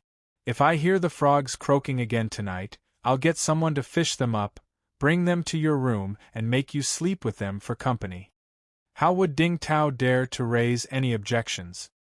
He nodded his head vigorously, then leaped up and dashed out of the room onto the hallway shouting, "Da Xiong." He was only just done yelling when he belatedly covered his mouth and whispered in a particularly small voice, "Come catch the frogs." Shun Zichuan changed his posture and held the book steady. Xiao Qia looked at him, although he spoke to Qiao Tianya. "What happened during the trip to Chazhou? Your master's recount isn't clear. You tell me." Qiao Tianya scratched his head. He was now starting to envy Fei Xing, who was still in Chazhou. He had a good sleep last night, but he had been neglecting his appearance lately. He did not even have the time to shave as he stood in the morning light and spilled it all out in a concise and comprehensive manner. Qiao Tianya did not even hide Shun Zichuan's illness. If Xiao Qia had not returned, then his lack of mention was because of Shun Zichuan's instruction. However, now that Xiao Qia was back, Qiao Tianya took the opportunity to give Xiao Qia a reminder. Once Qiao Tianya was done, he did not wait for their instruction before he added on, "The discussion of the affairs over in the Zhou's residence last night isn't done yet. Since Master is not heading out today, then I'll set off now." With that, he made his way out from the bamboo blinds, fleeing even faster than anyone else. Shun Zichuan did not sleep for long last night, and now he was feeling sleepy reading the book. His gaze shifted over to Xiao Qia's face. When he saw Xiao Qia looking at him, he blinked, as if he had only just noticed it, putting on a pretty convincing act. Xiao Qia said nothing. Shun Zichuan loosened his grip and revealed his face. "Yi, I'm so hungry." Xiao Qia folded up that opened letter and stuffed it back in the same way it was before. Shun Zichuan probingly stretched his leg out and stepped on the tip of Xiao Qia's shoe. He set the book aside on the table and bent over, the tip of his foot nudging along Xiao Qia's calf. Xiao Qia stared at him and said callously from a small distance, "You've knifed me in the heart so bad it's been torn to shreds. It's too late now. Shun Lanzhao, I'm dead." Chapter 144, Orange Jasmine. Chapter 144, Orange Jasmine. Xiao Qia, having rushed his way back on his horse at top speed, rested for a night, although he had to get on his horse and head back after the hour of Z1 tonight.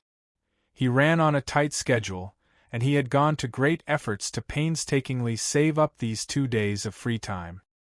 He had been on the move for 8 or 9 days in a row in order not to delay the transportation of supplies to the site of battle.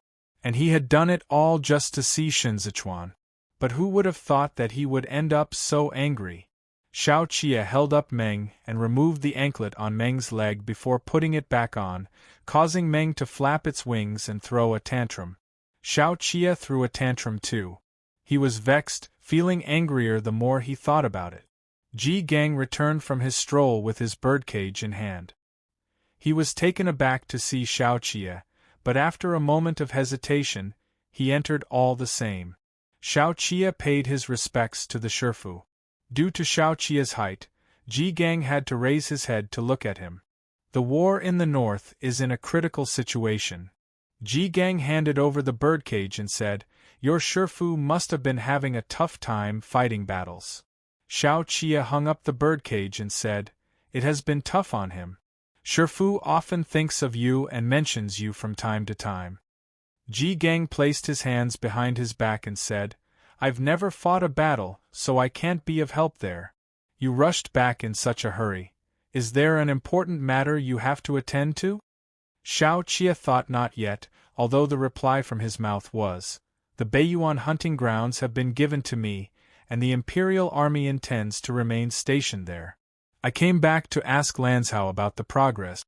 Once it's almost time, I'll arrange for someone to come over."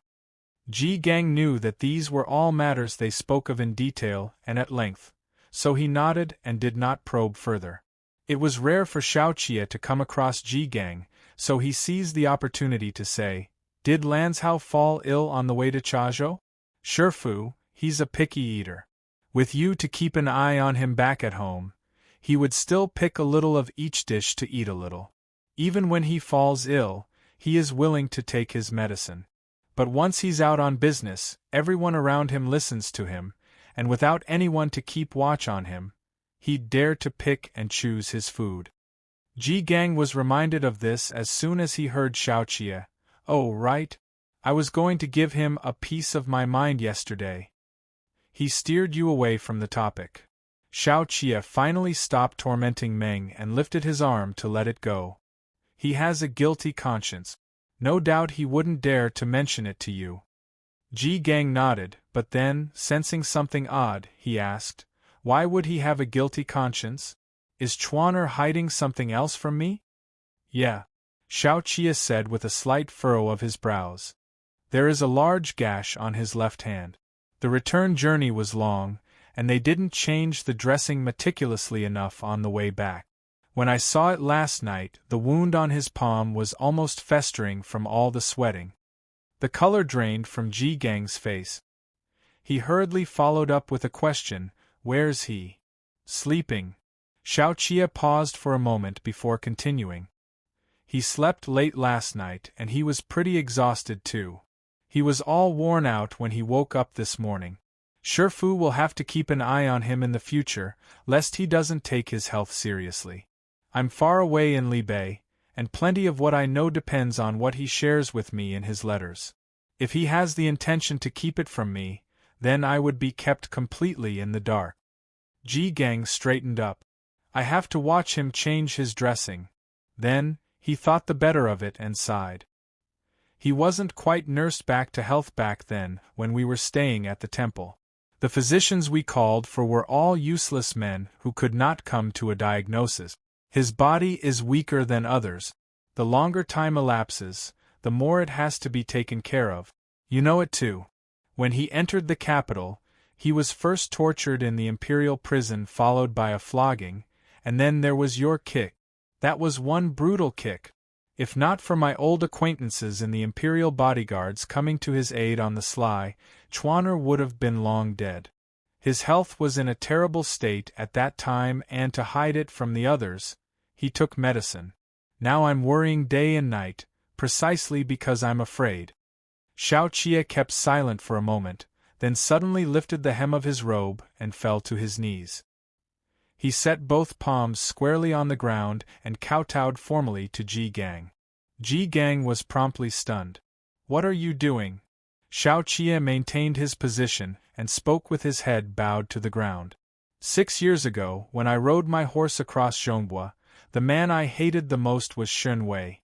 I held him in contempt for abandoning the city and fleeing, and I also feared the Empress Dowager's support for her puppet, and so I kicked Lanzhao in Kudu. Shifu is right. My kick back then had been brutal.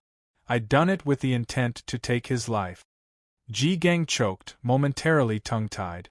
Afraid that Shen Zichuan could hear him from inside the room, he turned his head away and let loose a heavy-hearted sigh. Xiao Qia paused for a moment, then continued, "It's all my fault that Lanzhao is in such ill health today. The physicians in Zhongbua are incapable. I've already gone and invited Venerable Yiding over. When the war subsides after autumn, my Shifu will come and take his pulse too. Even if Lanzhao is utterly difficult to care for, I still want to do it. But I'm currently stationed far away in Libei, and the deliveries of provisions for the military cannot be delayed. If I cannot see him, I don't feel at peace. Incidents like what happened in Chazhou cannot keep happening, but I have neither family nor close friends in Zhonghua, and can only ask this of Shifu. Shifu Lanzhou abruptly came face to face with adversity in his youth, and he likes to keep things to himself. Even when he's in pain or sorrow, he keeps mum about it. But he treats you as his father. As long as you're by his side, he will take your feelings into consideration and show more regard for his own health. I don't have any other request. All I ask is for you to scold him a little more, so that he will know the errors of his ways and feel pain. The next time he does something like this, Shifu, lash out at me, Xiao Suan. Ji Gang stood rooted to the spot, stunned and stupefied, feeling as if there was something not quite right with those words, yet at that point in time he could not quite put his finger on what exactly was wrong with it. He looked towards the window, where he heard a light clink of a teacup from the other end of the bamboo blinds, just one sound, and then all was quiet again. The frogs in the pond had been entirely removed, and the courtyard was very peaceful after dinner time. Xiao Qie went to have a shower after his meal. Lang Tao, Shuijin and Meng had already been fed. Shen Zichuan stood under the eaves and scooped up a handful of the newly planted orange jasmine. There was no one else in the courtyard, but there was a small table with snacks under the eaves, bathed in the evening glow of the sunset. Shen Zichuan sat down and gazed out into the distance at the setting sun, lost in his thoughts.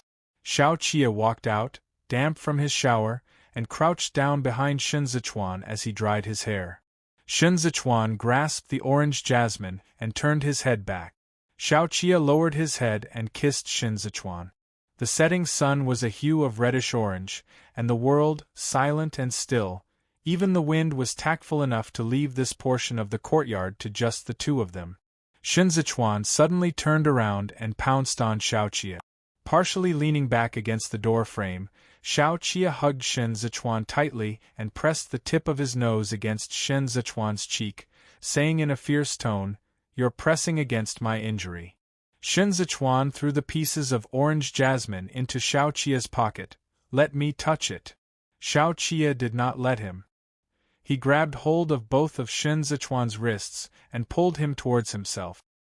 He was strong and fit, and so it did not strain him the slightest to bear Shen Zichuan's weight. Even the way he sat was carefree and unrestrained.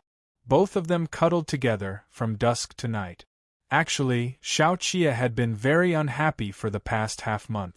The Shasen camp that the Imperial Army had taken back had been given to Guo Weili, and when Guo Weili came to take over, he bumped into Gu Jin.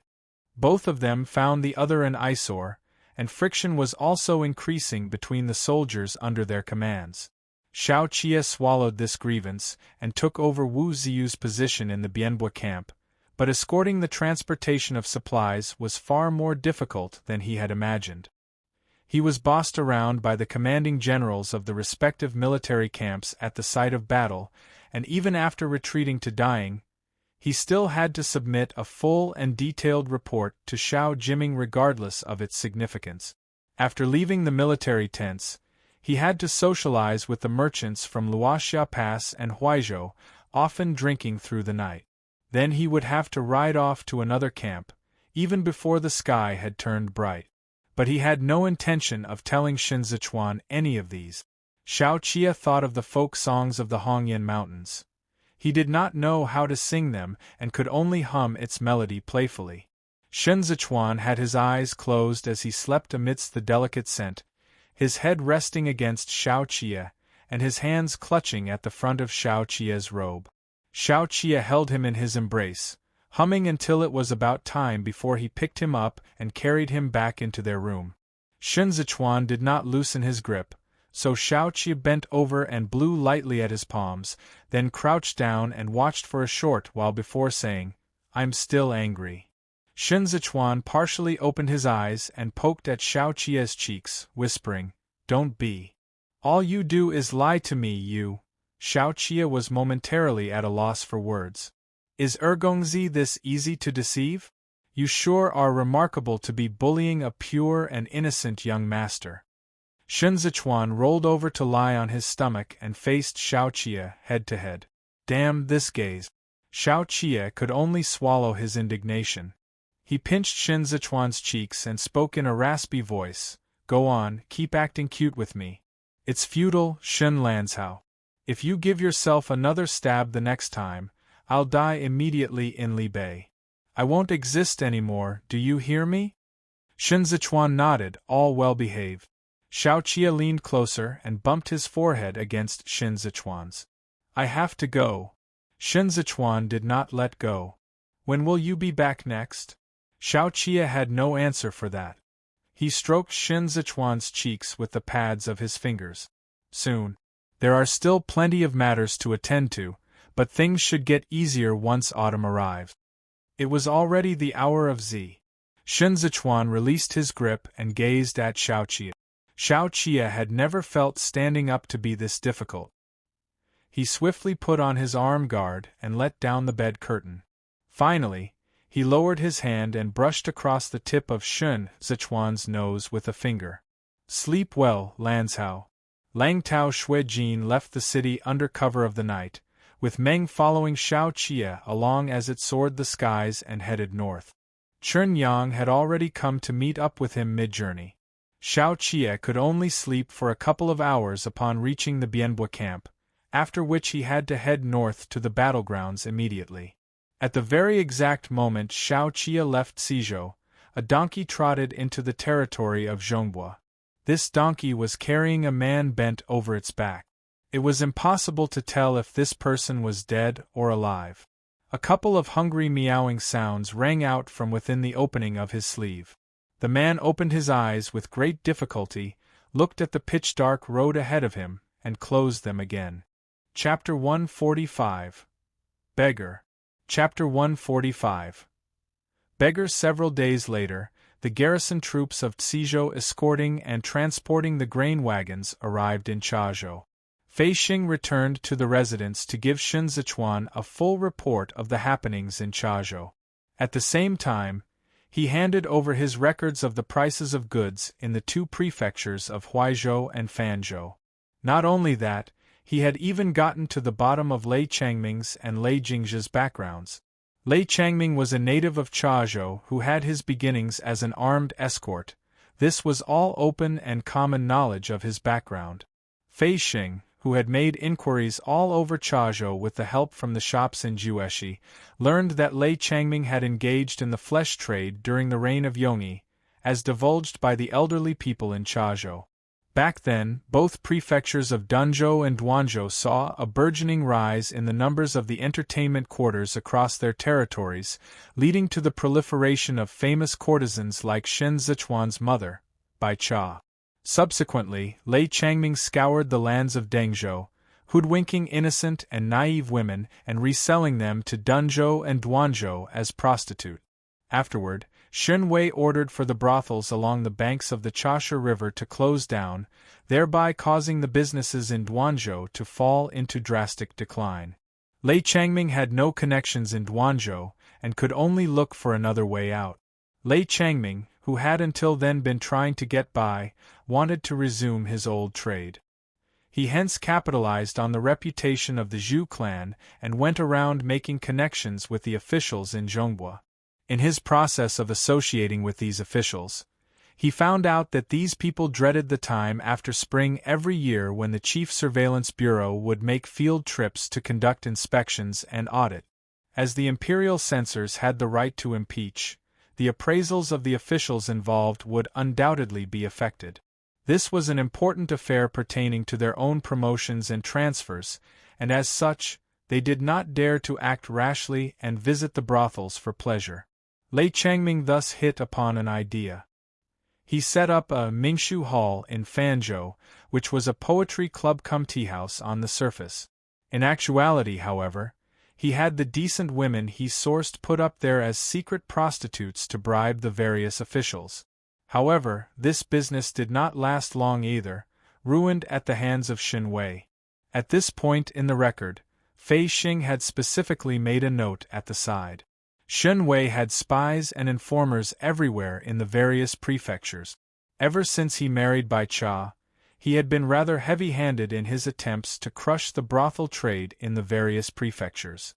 Lei Changming's Mingshu Hall had not been established for even a year when it was wiped out at lightning speed by Shen Wei. Abducting and trafficking women of decent origins was punishable by law. To escape responsibility for the crimes, Lei Changming instructed his subordinate to take his place, while he hurried over to the prefecture of Dunzhou, where he offered Shen Wei a large sum of cold, hard silver ingots before he managed to extricate himself. After this incident, Lei Changming reverted to his ways of idling around doing nothing. His wife and son had passed away early, but he did not take a concubine at that point in time. He had a penchant for grooming children ever since he abducted and sold women a long time back. But he was too brutal towards them, and none of those children ever survived. At the end of the reign of Yongyi, Lei Changming took on the Yan clan of Hezhou's job to provide armed escort as a means of livelihood. Subsequently, he got into the Yan clan's good graces. It was from then on he really started to enjoy a meteoric rise. There was no mention of a jade bead or earring in this record. Shen Zichuan closed the book and contemplated it for a moment. It's strange. Children who can wear earrings are either wealthy or noble. Even if Lei Changming dared to abduct and traffic those of decent backgrounds in Zhongbua, he would not dare to lay a hand on the noble clan's heirs from the 8 cities of Kudu. Master has guessed it right. I heard about this from my inquiries too, but I can't very well include it in the report without evidence, so I have to report this to you in person. Fei Xing stood beside the table and turned his head back to look at Li Xiong, who was in the courtyard. I spoke to that lad too, and I more or less have an idea. During the reign of Yongyi, Lei Changming saved the young master of the Yan clan, Yan Heru. That child did indeed wear an earring. He was a good-looking child too, said to be fair and exquisite, and he was the apple of the Yan clan's eye. Lei Changming took young Master Yan back.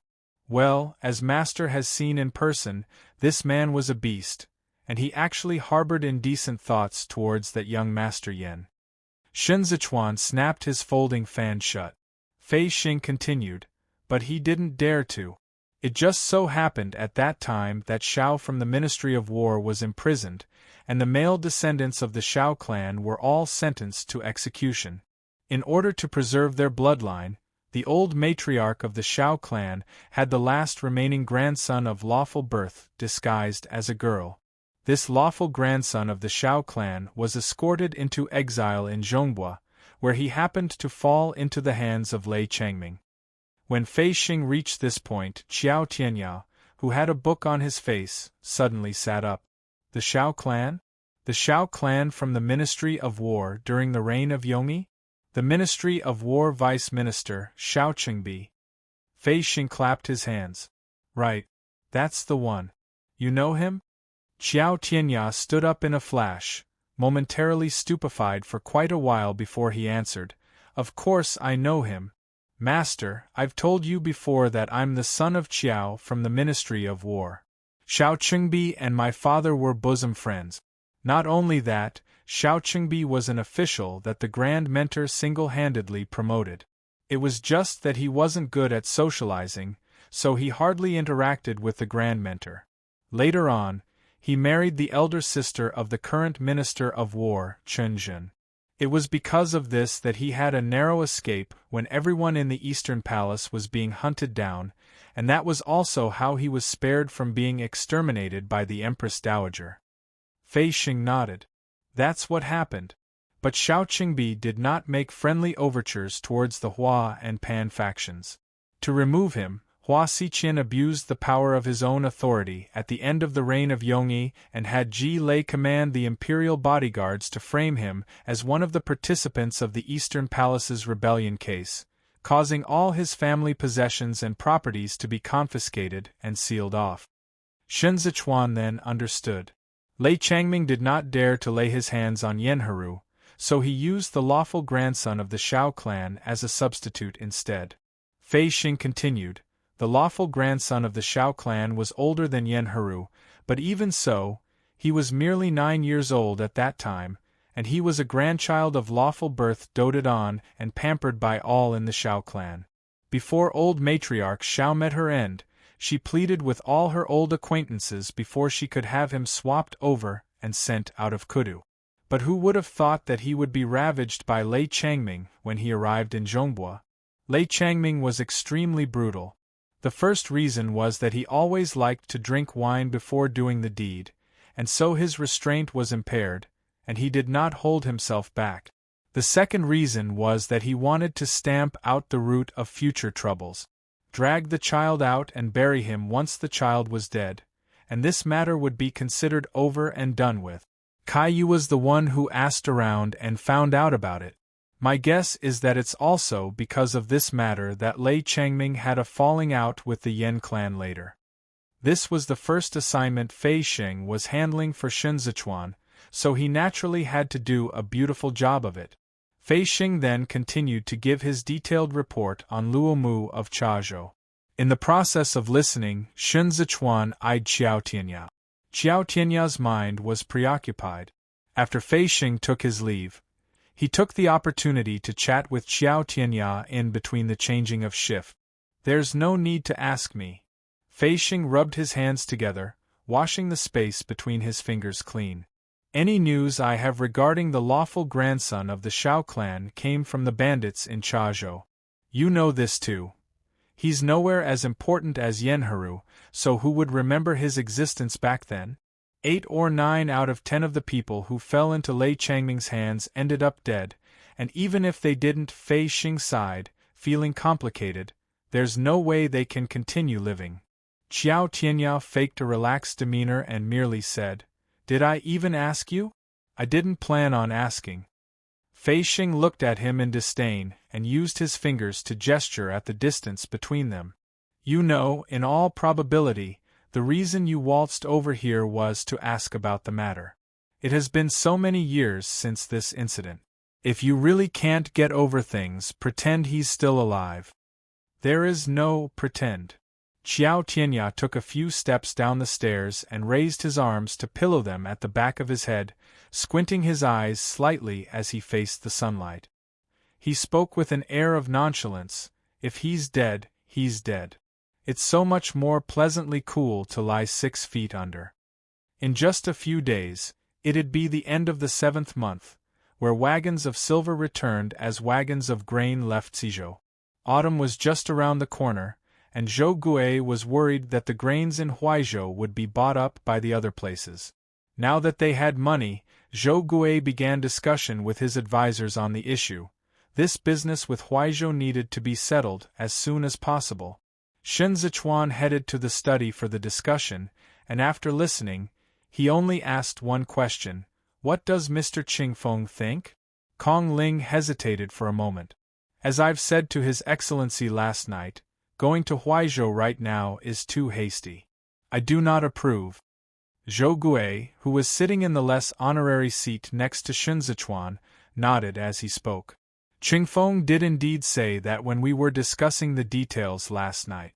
However, Vice Commander, some parts of Jueshi were struck by natural disasters this year, and the Provincial Administration Commissioner, Jiang Qingshan, has also been transferred away. The areas with grain shortage will no doubt have to buy it from other prefectures. Huaizhou is close to Kudu, and the autumn harvest is on the horizon. I'm worried that Jueshi will ink a deal with them before we do." Zhou Gui's worries were not without reason. The granaries that Suzhou had emptied out to conduct this trade were meant to be kept for emergency use, so it wasn't reassuring to be holding on to all these silvers in hand with no grains in their reserves. During the past few days, Sun Zichuan had been planning out a trip to Huaizhou, but he was hesitant not for just this one reason, but also because Kudu's transfer papers for Jiang Qingshan had still not been issued. Regardless of whether this person was sent back to Jueshi or reassigned somewhere else, he would inevitably affect the trade of grains in Suzhou. If Jiang Qingshan was deployed to Huaizhou, then their business deal with Huaizhou, if negotiated now, was likely to end up voided. Sun Zichuan was in a quandary. "The concerns of Mr. and Your Excellency are not without reason. I've also been pondering over the issue regarding Huizhou for the last few days. According to our earliest proposed plans, it would naturally be better to get it done as soon as possible. But as things stand now, figuring out how to avoid Kuda's scrutiny is a concern too. Kong Ling said from the side. Moreover, we have to borrow the tracks from Libai for the passage of our money wagons, and this matter still needs to be discussed with the hereditary prince. But in all probability, the hereditary prince will not stop us. We are borrowing the bridle paths of the Libai armored cavalry and converting these silvers into grains to replenish their supplies. At present, Libai will naturally be happy to agree. I'm only worried about one thing, and that is, how do we get past Luoxia Pass? The Luoxia Pass garrison troops still fall directly under the jurisdiction and control of Kudu, and they lack neither grain nor money. Libai can still pull some strings with them, but what about Xizhou? Given Shen Zichuan's relationship with Shao Qia, he could also ask for a favor with Luoxia Pass on account of their friendly ties when it really boiled down to it. But this was built on the basis that Shao Fangxiu and Shao Jiming were willing to acknowledge Shen Zichuan. Otherwise, relying on Shao Qia alone, well, apologies, the second young master at present doesn't really have that much of a prestige yet. By bringing this matter up, Kong Ling was also tactfully conveying the fact that they were not that close to Libai. They had to settle the accounts due if they wanted to borrow the tracks for their own use, and it would not be that easy either if they wanted to borrow troops in the future. At first, they all thought that Shao Qia was going back to succeed his father and elder brother and carve out a distinguished career for himself, but based on the way things looked now, Shao Qia was even lower in rank than the commanding generals at the site of battle. It was not that generals in charge of supplies were not important, but there was simply no comparison when it came to reputation and prestige.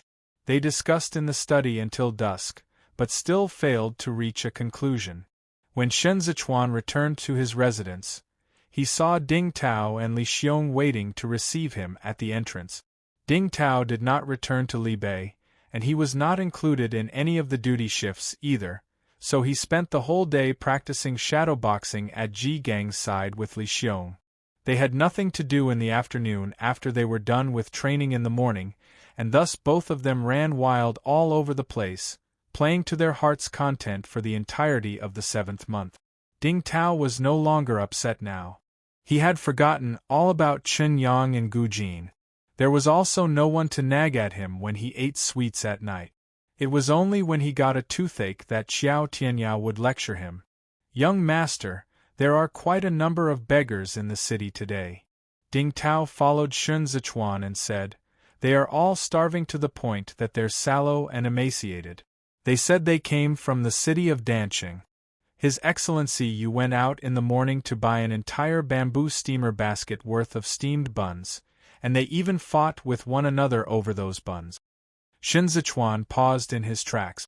Seeing as the sky was still bright, he said to Qiao Tianyao, "Let's go take a look." Xizhou had barely started reorganizing its census registry. If refugees entered, they would all have to head to the prefectural yamen to report their names and places of origin. This was to prevent bandits from sneaking into the city. This matter was already being taken care of. The reason Shen Zichuan especially came down to take a look was because Ding Tao had brought up Danqing. When they arrived, Yu Xiaozai was giving out steamed buns. Fei Xing and Xiao Tianya stepped forward to help, and Yu Xiaozai repeatedly thanked them. "Yu Jing." Shen Zichuan spoke gently. "Bring them to the prefectural yamen, and there will be people giving out steamed buns and porridge. There is no need for you to bear the expense." Yu Xiaozai had come to Xizhou on foot with little money on him. Now that he lost his official position and was unwilling to work for Zhou Gui as an aide, he stayed in Shen Zichuan's residence and let Shen Zichuan support him. But he was very thrifty and often provided literary services to the others. It was only during this period of time he managed to save up a couple of taels, and now they had all been exchanged for steamed buns. Yu Xiaozai said, "There are only so many rations the yamen can distribute daily. Most of those who come late are the old, weak, sick, and widowed. It's rather pitiful for them to go hungry. In any case, money is but mere worldly possession. Shenzichuan was also getting suspicious after seeing such a great number of refugees. The city of Danqing was one of the 8 cities of Kudu. They did not encounter a natural disaster this year, and they even provided supplies to Han Jin's 8 great training divisions. The Imperial Army even had a feast there when they passed by the city, so how could there be so many refugees all of a sudden? Qiao Tianyao was stuffing steamed buns into the hands of the refugees, one at a time, when he suddenly heard a commotion behind him. Shenzichuan shifted his gaze over and saw several ruffians causing a disturbance as they tried to pull away someone else's donkey.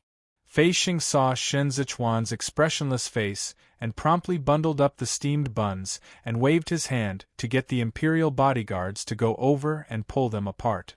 He yelled, "What are you people doing there making such a din?" One of the ruffians had seen the imperial bodyguards at work before. As he was dragged away, with both legs trailing on the ground, he said in a panic, "My good sir, it's not us who are causing a commotion. These few people first said they wanted to sell the donkey, but they wouldn't give it to me after I paid up. Tell me, is this not a scam?" On hearing that, Fei Xing turned his head and spoke down at the men. "Don't you people ever check who is in charge here before coming over to swindle and defraud others? Hurry and give the donkey to him." The few disheveled and unkempt men timidly tugged the rope and stuffed it into Fei Xing's hands. The donkey brayed from the tugs. A hand that had been squeezed back behind them slapped at the ground haphazardly and muttered ambiguously, "That's my donkey." Fei Xing had sharp hearing, but he did not want to complicate the issue, so he pretended not to have heard it. The ruffians stomped on the hand so hard that it clenched into a fist from the pain and pounded on the ground. But an unidentified person at the back pulled him away until that hand abruptly vanished from sight. Fei Xing handed the donkey over. Feeling a slight weight on his shoe, he lowered his head for a look. It was a kitten so smeared with dirt that it was all gray and dusty. Fei Xing bent over to pick it up. "Taozi, here's a little playmate." Before Fei Xing could finish his words, that hand showed up once again, revealing only the tips of its fingers as it dug into the ground until it was all bloodied mud between the crevices of its fingers. My cat." This person crawled over, his forehead scraping against the ground. The ruffian behind saw Fei Xing turning over and hurriedly dragged the person back by the ankles to hide him. Fei Xing realized that this person's legs were in bad shape and wondered if they had been broken when this person had taken a beating. Chapter 146. Yuanzhua. Chapter 146. Yuanzhua. Shenzichuan suddenly said, "Ding Tao." Ding Tao kept his little book away and leaped over the obstruction to grab the arm of one of them. "What are you people hiding? Move away for the young master to take a look." Fei Xing noted their shifty eyes and hemming and hawing, so he bellowed, "What? Is this donkey not yours?" A sharp-eyed Ding Tao yelled, "Young master, there's a man below."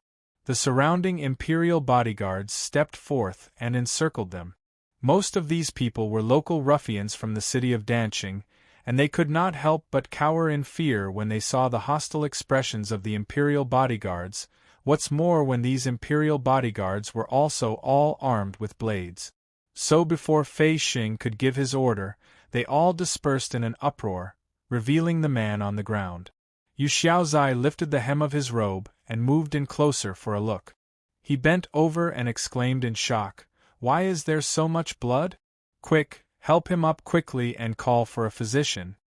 Fei Xing squatted down to check on the man. "These legs are a goner. Someone broke them." This man refused to look up, instead propping himself up for a moment to say in a hoarse voice, "The cat is mine." Embarrassed, Fei Xing picked the cat up and put it before the man, explaining, "I thought it was a stray cat." "Is this donkey yours too? You're not from Danqing, are you?" The man did not answer. He coughed at the ground. As he covered his lips, Fei Xing caught a glimpse of the handkerchief in his palm. This handkerchief was exquisite. Even though it was dirty, its quality and material were not commonplace. These fingers were long and slender, without any calluses on them. It was not the hand belonging to someone used to manual labor or menial work. In an instant, Fei Xing changed his attitude and said, "Let me help you up. You can no longer walk on these legs of yours, and you are so badly ill. The most important thing at present is to have a physician take a look as soon as possible." The man suddenly clenched his fists, and his coughing intensified. The handkerchief he used to cover his lips was stained with blood. He was clearly in a terrible state, yet his etiquette was impeccable as he lowered his eyes and said, "I wouldn't dare to trouble you. Thanks for asking." Yu Xiaozai saw the Zhaowen bag one hanging around the man's waist, and realized that this man was a scholar. He could not help but feel more deeply concerned as he turned his head back to say to Shunzichuan, "Vice Commander, he doesn't seem to be a wicked person to me. Why don't we, Vice Commander?" The man's tone suddenly changed. "Vice Commander Shunzichuan?" The surrounding imperial bodyguards promptly held on to their blades. Shunzichuan raised a hand as a gesture for them to hold it and asked, "Are we old acquaintances?" The man felt a tidal surge of emotions. He wanted to say something, but he ended up coughing out blood. His Adam's apple bobbed, and his coughing grew even more intense as his pale, trembling fingers bent and dug into the ground, gouging out tracks while he mumbled over and over again, "Shunzichuan, it's you." This voice gave Qiao Tianya a sense of déjà vu. He turned around. Shunzichuan slowly crouched down and looked directly at the man. The man moved away the handkerchief covering his lips and propped himself up on the ground with his arms. His eyes seemed to have been set ablaze, filled with the madness of someone who was staking it all on a cast of the dice. He lifted his head. Just as everyone thought he would wail and go hysterical, he let out a very soft laugh. This laugh was like the ripple of spring waters, fleeting and ephemeral, before it quickly plunged into a bottomless abyss of raging inferno, where the fire burned everything clean along with his unbending pride and free spirit, turning an immortal free from worldly cares into a pile of filthy ashes. Qiao Tianya recognized him now. A veil of misty rain descended upon past memories of a pair of like-minded confidants playing the zither under the willows amidst the lush scenery of spring. That upright, one-of-a-kind young master in green had also ended up with his legs broken by another. Just like that, the unpolished jade that Hai Liangyi and the Yao clan had cherished and treasured for half a lifetime had been so easily besmeared with mud. Qiao Songyue suddenly felt at a loss. He intuitively felt that he should not continue staring at Yao Wenyu like this, but he once again saw himself in him. They both lived in the Moon Palace.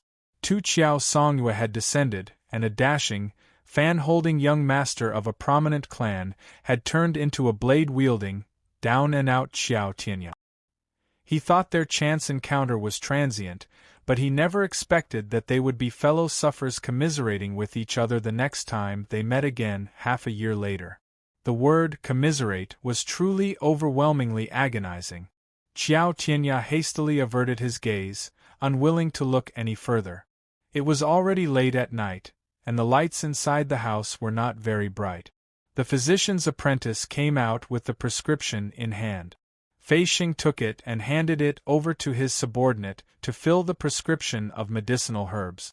The few of them were standing in the corridor.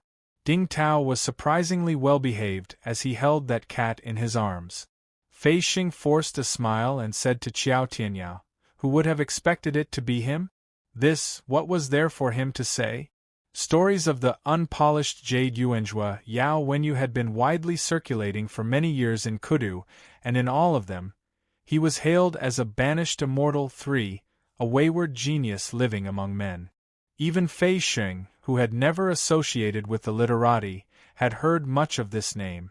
Who would have thought that the free and unfettered wanderer of the rumors would end up in such a state? He was even more downtrodden than Yu Xiaozai when the latter first came. Yu Xiaozai had already cried once, and now he was facing the wall, overwhelmed with grief as he choked with sobs. How can they let the Grand Secretary down? Fei Xing consoled in a dry voice, the way of the world is unpredictable. Yujing, please don't be too upset. Xiao Tianyao leaned against a pillar in the corridor, hidden under the shadows. He did not say a word. They had not stood for long when Kong Ling saw the physician out and beckoned to them. Xiao Tianyao fell a few steps behind and bowed his head down to ask the physician a few questions. The physician answered him truthfully, and Xiao Tianyao fell silent for a few moments, then turned aside to let someone send the physician away. The bamboo blinds that had been let down in the room kept out some of the candlelight. The interior had been partitioned off. Shun Zichuan sat outside the partitioned area and said something to Zhou Gui in hushed tones. On seeing them enter, he only said, Fei Xing, you will be on night watch. Ding Tao, go back to your courtyard and sleep. Yu Jing, there's no need to worry. The kitchen is decocting the medicine as we speak. Yu Xiaozai turned aside to take his seat. After a moment of silence, he spoke. Young Master Yao, Kong Ling was a perceptive and empathetic man. He knew it was inadvisable to discuss it in detail here. Bemoaning Yao Wenyu's fate or showing Yao Wenyu pity were, to Yao Wenyu, tantamount to torture at this point. It was no different from death by dismemberment. So he rose to his feet and led Yu Xiaozai. It's late tonight. Yu Jing, young Master Yao has only just arrived. Let him rest for a night. It's not too late for us to come visit him again tomorrow. With that, he turned back to bow to Shun Zichuan and said to Zhou Gui, we still have to discuss matters in the study later.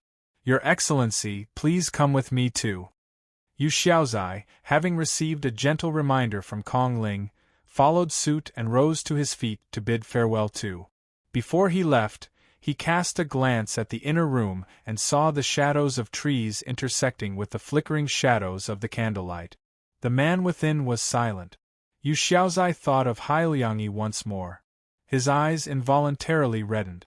Holding back a long sigh, he hurriedly strode across the threshold of the door. The night was bleak, and the veil of moonlight cast upon the flowers and plants in the courtyard made them appear sickly and listless. The few wind chimes hanging under the eaves swayed with the wind, dancing to the tinkling tune of metal against metal. Yao Wenyu lay on the couch, his consciousness scattering to the beats of the wind chimes. In his trance, he had returned to Kudu. Misty rain pervaded Kudu. Yao Wenyu donned mourning attire and sent off Hailiangyi to Mount Bodhi. This mountain was once the burial site of his paternal grandfather, and now, it was the burial site for his teacher. He stood in that drizzle, unable to take in the scenery, unable to recognize the way that could take him back. The Yao clan had produced national scholars of great talent. They were full of vim in the successive reigns of Dazhou, and they were also the mainstay of the divisive noble clans. But during Emperor Guangqing's reign, Old Master Yao revolutionized the clan's traditions and renounced the prejudices between family status. He reached out to the common descendants of humble origins who were denied opportunities due to a lack of connections to the powerful and influential. From then on, the imperial college flourished. The Yao clan began exploring a different path, but this path came to a premature end in the hands of the Empress Dowager, Hua Hui and Hua Xiqian. By the time it came to Yao Wenyu's father's generation, the Yao clan was already on the decline.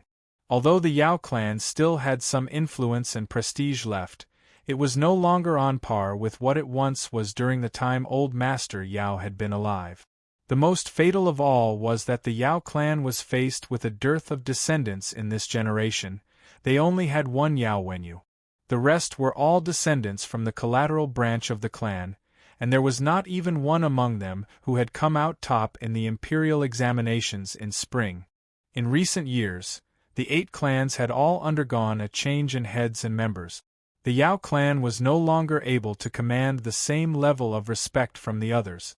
Most of the juniors in their clan who still served as officials were in idle positions with practically no obligations. None were third-grade ministers in esteemed positions like those from the Wei clan. Although Yao Wenyu was a student under Hailiangyi and was friends with many of the literati, He had no scholarly honor or official position to his name. He had not married Commandery Princess Zhaoyue of the Fei clan either. Other than the reputation he had for his talent, he had nothing at all, and in the end, even his reputed fame had forsaken him. He was like the falling leaves on this mountain, reduced to nothing but mud. Worthless. Qiao Tianya lifted the bamboo blinds and turned sideways to step aside. Shen Zichuan entered the room and sat on the chair that the physician had previously sat on to take pulses. As the candlelight flickered, Shen Zichuan spoke, "You've been poisoned by someone. It's inadvisable for you to stay out in public. If you don't mind, you can stay at my home. My teacher and yours are considered colleagues, and you are old friends with Suan. There's no need to stand on ceremony." Yao Wenyu's freshly washed face was a picture of calm as he continued to listen to the wind chimes beneath the eaves. After half a moment, he answered, "There's no need to be so tactful. The reason I came to Tizhou was to seek refuge and throw in my lot with the vice commander." Shen Zichuan rested his folding fan on his knee and said, "I'm now living under another's roof, making a living and trying to get by. I only dare to be called brothers with you, not master and servant." The revival of Tizhou was in no small part due to the efforts of the vice commander. The heavy trauma inflicted upon this body, one after another, was meant to make him die. Yao Wenyu started coughing again. He was but one scholar. It would prove to be hard to eradicate his illnesses now that they had taken root in his body. He was now heavily ill, much weaker and frail compared to half a year ago. He clutched his handkerchief, covering his mouth for a moment before continuing. "I heard about the vice commander's deeds on my journey here, and I'm of the opinion that the vice commander wasn't trying to obtain the 6 prefectures of Zhonghua, but Kudu. Once the trade routes between Tizhou, Chazhou, and Huaizhou are established, it will be able to provide direct access to the mutual trade market in Libei to the northeast, and keep the grain routes of Qidong in check towards the southeast. The military forces of Dazhou on both ends, using the routes, will have to pass through the vice commander's scrutiny. The way they fight and the timing of their battles in the future will all lie in the hands of the vice commander." Shen Zichuan brushed open his folding fan with his fingertips and set it on the handle of the chair. He did not respond. Furthermore, the geographical position of this trade route is special. If the vice commander thereby establishes a trade route town, Kudu's east, south, and north sides will all be as good as secured. The 8 great training divisions have limited military strength, so it'd prove impossible for Kudu to break through the vice commander's siege on all 3 sides if they don't have assistance from Qidong in the future. Yao Wenyu cast a sidelong glance at Shen Zichuan. The vice commander is a visionary man with great foresight, strategizing ahead for years down the road. Shen Zichuan stared at Yao Wenyu. If not for the fact that this person was in such dire straits, even Shen Zichuan himself wanted to kill him, what's more the others. Shen Zichuan had multiple explanations regarding the intent for the trade routes between the prefectures of Tizhou, Chazhou, and Huaizhou, but it was what Yao Wenyu said that was his real motive. By causing Kudu to lose its direct military route with Libei, not only could Chazhou contain Hezhou, it could also obstruct Qidong's provision supply routes. Shen Zichuan wanted to encircle Kudu, but Qi Juin might not be willing to give the vice commander time. Yao Wenyu could not hold back his coughs, covering his lips with a handkerchief again and again. "She is watching each and every one of your moves from behind in Qidong. She'll see through it eventually. If the vice commander is successful with this move, it's naturally all's well that ends well, but if it falls through, you'll be caught in an assault by both Kudu and Qidong. When the time comes, you will be attacked from the front and rear. Even if Libei was willing to deploy troops to help, they cannot resist the Bianxia cavalry and fight the garrison troops of Qidong simultaneously. The lack of military forces is presently the most fatal chink in the vice commander's armor. That is why the vice commander is linking up Tizhou and Chazhou, reorganizing the census registers, and taking in refugees, It's all for the sake of quickly establishing an army under your command. Shen Zichuan snapped his fan shut and said with a smile, Yao Yuanzhua's reputation is truly well-deserved. But with your level of intelligence, how did you end up wandering the streets of Zhongbua? If you want to build a career, the climate in Kudu is perfect right now. Regardless of whether it's the Empress Dowager or the Grand Secretariat, they are all better able to pay the price you deserve than I can afford, Shen Zichuan. Yao Wenyu made to sit up, so Qiao Tianya stepped forward to help him up and put a pillow behind his back for support. He did not look at Qiao Tianya. It was as though he did not recognize him. With his long fingers holding on to the handkerchief, he turned his head aside and coughed into the handkerchief. The muffled sound of coughing persisted for quite some time. He stared at the shadows on the wall and answered in a hoarse voice, Shui Yanqing, in his support of the heir apparent to the throne in Kudu, coerced the Grand Secretariat and Her Majesty the Empress Dowager and schemed to lead the Imperial College into pushing for reforms. However, it's my belief that Dazhou is already beyond cure.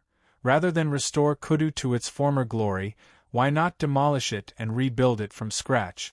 Should Dazhou lose its deer, all under heaven will chase after it. For even a commoner of humble origins like Lei Changming has had the desire to reign supreme. When Kudu's reforms are put into action, people in all other places will begin to rise in rebellion. Disputes among the heroes are inevitable. The Li clan's emperor is already too powerless to turn the tide around. Yao Wenyu turned back and looked attentively at Shen Zichuan amidst the dimming light. Complex emotions swam amidst the reignited fire in his eyes as he enunciated each word.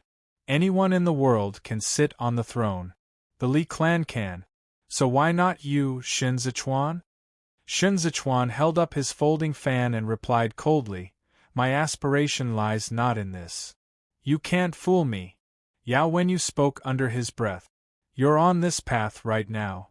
I can jolly well support someone else to the throne. Shen Zichuan smiled. There is more than one person with the surname Li in this world. 6 years ago, when the troops of Zhongbua suffered a defeat, you lost everything. And 6 years later, when Kudu suffered another defeat, you lost it all once again. When the next 6 years come around, Yao Wenyu's lowered eyes were distant and detached. Will you still be willing to place your life and destiny in the hands of another? You are completely unsuited to be a mere subject of the state. Being subjected to the control of others has already become a lifelong indignity of yours. There was an abrupt shift in the atmosphere within the room. Shen Zichuan grasped his folding fan with his fingers. Although he was quiet, he still looked as if he could kill without qualms in the next moment. It was impossible to read what was in those expressive eyes of his. The wind chimes outside the window tinkled, and bleak shadows of rustling trees fell upon the edge of his robes, on which he trod beneath his feet. Shen Zichuan abruptly smiled.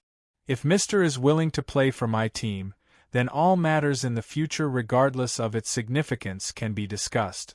Qiao Tianya served the tea. Yao Wenyu accepted the tea and stirred the foam aside, but he did not drink it immediately.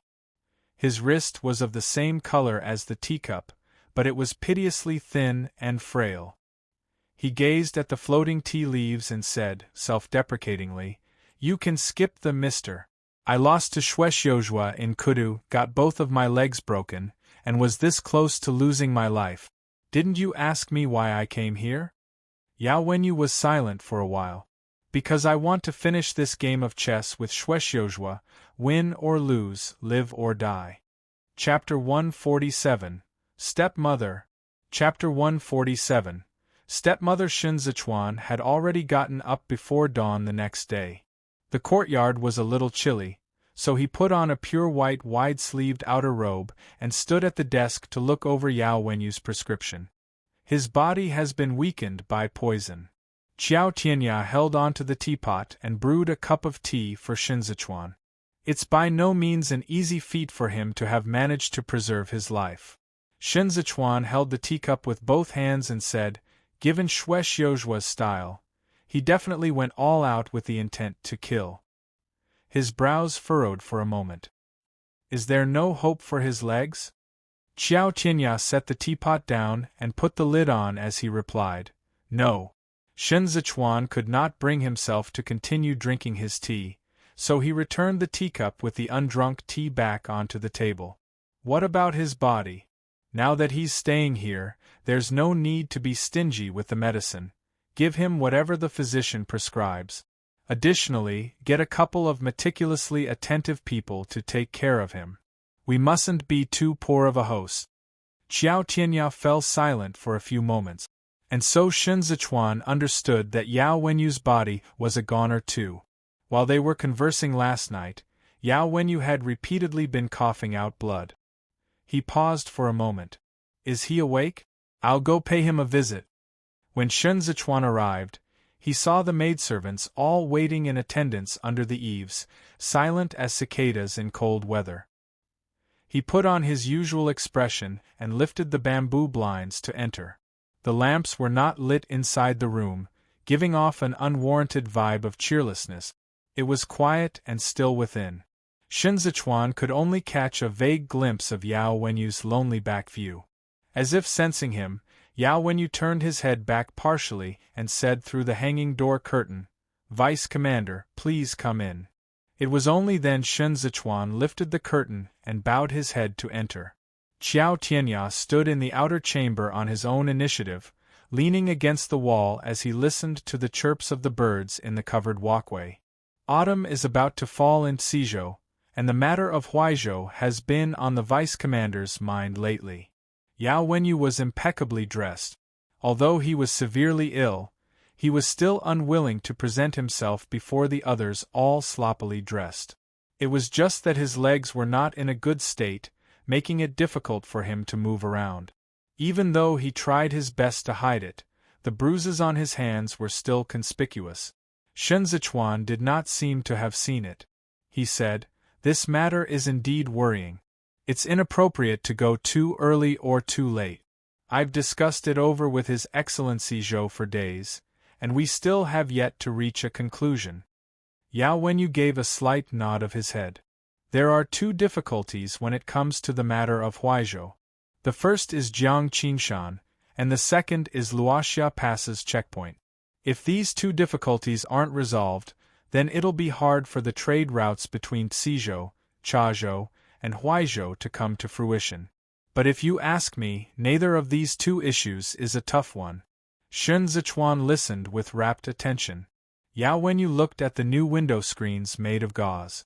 The birds were chirping noisily outside. He coughed a few times. When Xue Xiuzhua held the post of Chief Supervising Secretary at the Office of Scrutiny for Revenue, he made the acquaintance of Jiang Qingshan. Both men collaborate for many years working as one. They not only made up for the deficit in Jueshi's tax money, but also turned the 13 cities of Jueshi into Dazhou's granaries. It's only when Jiang Qingshan assumes personal command of Jueshi that he can ensure the integrity of Jueshi's governmental affairs, as well as prevent another major case like the Libei's military provision case during the start of spring this year from happening again. In other words, Jiang Qingshan cannot leave Jueshi. Xue Xiuzhua will definitely transfer him back to Jueshi and allow him to continue serving as the Provincial Administration Commissioner of Jueshi, so the vice commander's worry that he would be assigned north to Huaizhou is unfounded. Xue Xiuzhua, having remained in the position of Chief Supervising Secretary at the Office of Scrutiny for Revenue for many years, had made plenty of field trips down to the local areas where he was hands-on with his duties. He could be said to be very well acquainted with the political situations of the various regions. That was why he could conduct an audit into Hua Xiqian's accounts together with Hai Liangyi. But likewise, while Yao Wenyu had never served in the government, he was always wandering out there in the world all year round, and so he also had an overview of the political situation in the various areas, having observed them from the sidelines. Both of their identity and status were totally poles apart. Yet, they were more intimately aware of the commoner's circumstances than those like Kong Qiu and Sun Yu, who had always resided in Kudu. As for Luoxia Pass, Yao Wenyu withdrew his gaze. Li Bei has already broken free of Kudu's control. Luoxia Pass is the predecessor of the Li Bei armored cavalry, and the garrison troops stationed there are all old subordinates of the Prince of Li Bei, Xiao Fengshu. They have long been at odds with Kudu despite their seemingly united appearance. As far as the current situation is concerned, Zhongbua's revival will only prove to be advantageous to Li Bei. Luoxia Pass will only be too eager to lend a helping hand. They would never obstruct the way willfully. As Yao Wenyu spoke, he started coughing again. Shun Zichuan spontaneously handed him a cup of tea. Yao Wenyu thanked him and continued, "The matter with Huaizhou is practically a done deal. All it takes is for Mr. Tringfeng and His Excellency Yu to make a trip there. My belief is that the most crucial matter on hand for the vice commander is not in the north, but internally in Zhongbua. The two prefectures of Dunzhou and Duanzhou to the east can be discussed later, but Fanzhou must be taken down and secured with great haste." The discussion went on until noon, when Fei Xing came to deliver the medicine. It was only then Shun Zichuan stepped out. He looked around at the maidservants at the entrance. Finally, he said to Qiao Tianyao, "There has been nothing much going on of late. Let Fei Xing and Ding Tao tag along with me. You remain here and take care of Yuanzhua." Fei Xing initially thought that this task would fall to him, as Qiao Tianyao was in charge of the guards and was an indispensable trusted subordinate of Shun Zichuan. He never expected Shun Zichuan to leave Qiao Tianyao for Yao Wenyu this easily. But looking at it from another angle, this just illustrated how important Yao Wenyu was. With Qiao Tianyao here, no one would dare to treat Yao Wenyu shabbily. As for Shun Zichuan himself, there was another layer of consideration. Yao Wenyu was a prideful and aloof man. Although his legs were broken, he was still a distinguished young master of Kudu. He would not allow himself to present a sorry sight before the others. He did not call for anyone to serve him this morning because he was unwilling to let anyone see him in his injured state. It was not suitable for Fei Xing to take care of him, because Fei Xing's penchant for flattery and fawning would be self-defeating and make things awkward for all involved. In contrast, Qiao Tianya's circumstances and lot in life were similar to Yao Wenyu's. There were many areas that only Qiao Tianya could understand and relate to best. Qiao Tianya made a sound of acknowledgement and stayed. As matters regarding Huaizhou still had to be discussed in detail with Zhou Gui, Shun Zichuan spent the next few days in Zhou Gui's study. The advisors in Cizhou all wanted to catch a glimpse of Yao Wenyu in person, given his long-standing and well-acclaimed reputation, but Shun Zichuan declined all of their visiting cards on the grounds that the man himself had still yet to recover from his illness. After Xiao Qia received the letter, he turned back to call for Wu Ziyu and got him to find a military craftsman to head to Cizhou to craft a custom four-wheeled vehicle for Yao Wenyu. Wu Ziyu had been with Xiao Qia for a month, and his troops got along best with the imperial army, gradually bonding over a shared hatred for a common enemy. Since the soldiers from the combat battalions looked down on them, they would not suck up to said soldiers just to end up snubbed either. Each time the army provisions were delivered to the camps, someone would check them, and once the supplies were confirmed to be in good order, they would head back the same way to Bianbua camp, where they would then stand guard so as to avoid conflicts with the other camps. What kind of four-wheeled vehicle? A bare-chested Wu Ziyu followed behind him. Is it for our military sieges, transporting supplies, or... Tantai, who looked back and jokingly punched Wu Ziyu as he scolded with a laugh, "Are you the one going, or is the military craftsman the one going? It's the master's orders, so just make it happen." Wu Ziyu answered, "I've got to at least get the details clear, so that I can prepare the materials before heading out." The military craftsmen of Li Bei were extremely skilled, with excellent workmanship, and the materials they used were all produced in the Hongyan Mountains. They did not care for items made in Zhongbua. For moving about. It was only then Xiao Qia dismounted the horse. He was filthy all over. They had just come from the battlegrounds and had been on the road for 6 days. Everyone was exhausted. Wu Ziyu turned back to command someone to carry out the task. Chen Yang and the rest followed Xiao Qia into the tent. The tables and chairs that were originally in the tent had been removed, replaced with a newly constructed military sand table in the spot that had been vacated. Gu Jin. Xiao Qia quickly removed his outer robe and tossed it to Chen Yang. With both arms propping against the edge of the military sand table, he said, "Report." Gu Jin pulled off his helmet, his face drenched in sweat. He pointed to the position of the Tudalong banner. "When we transported the provisions over this time, I led the cavalry and made a special trip around the Tudalong banner. As Master expected, Huhilu has been redeployed to the southeast battlefront to make way for someone else. The person stationed there now is someone called Hassan. According to Wu Ziyu's information, this Hassan is Amuer's son in the Hanshi tribe. During the beginning of spring this year, the Biancha cavalry ambushed the Shasan camp, and Hassan, as Amuer's vanguard, engaged in a round of battle with Zhao Hui. The 3 great training divisions of Luyang suffered a casualty of 800 men at that time. Chen Yang pulled over the chair, Tu and Xiao Qia sat down. He said, "That's a heavy casualty." "That's right." Gu Jin brushed aside a couple strands of damp hair and continued. "This man is cunning and ruthless, but not reckless. When the hereditary prince was badly injured and encircled on all sides by Amuer, Zhao Hui rushed over to provide reinforcement, only to end up getting entrapped by Hassan in the grassfields. The entire squad was thrown into complete disarray. This person is educated." Wu Ziyu, having just returned, slipped on a coat as he spoke up from the back. "To use our language, Hassan is essentially Amuer's lawful son. While Inger has over 10 sons, he can only remember a few of them, and of those few, Hassan's mother is the most respectable and distinguished. She's the flower of the Hanshi tribe.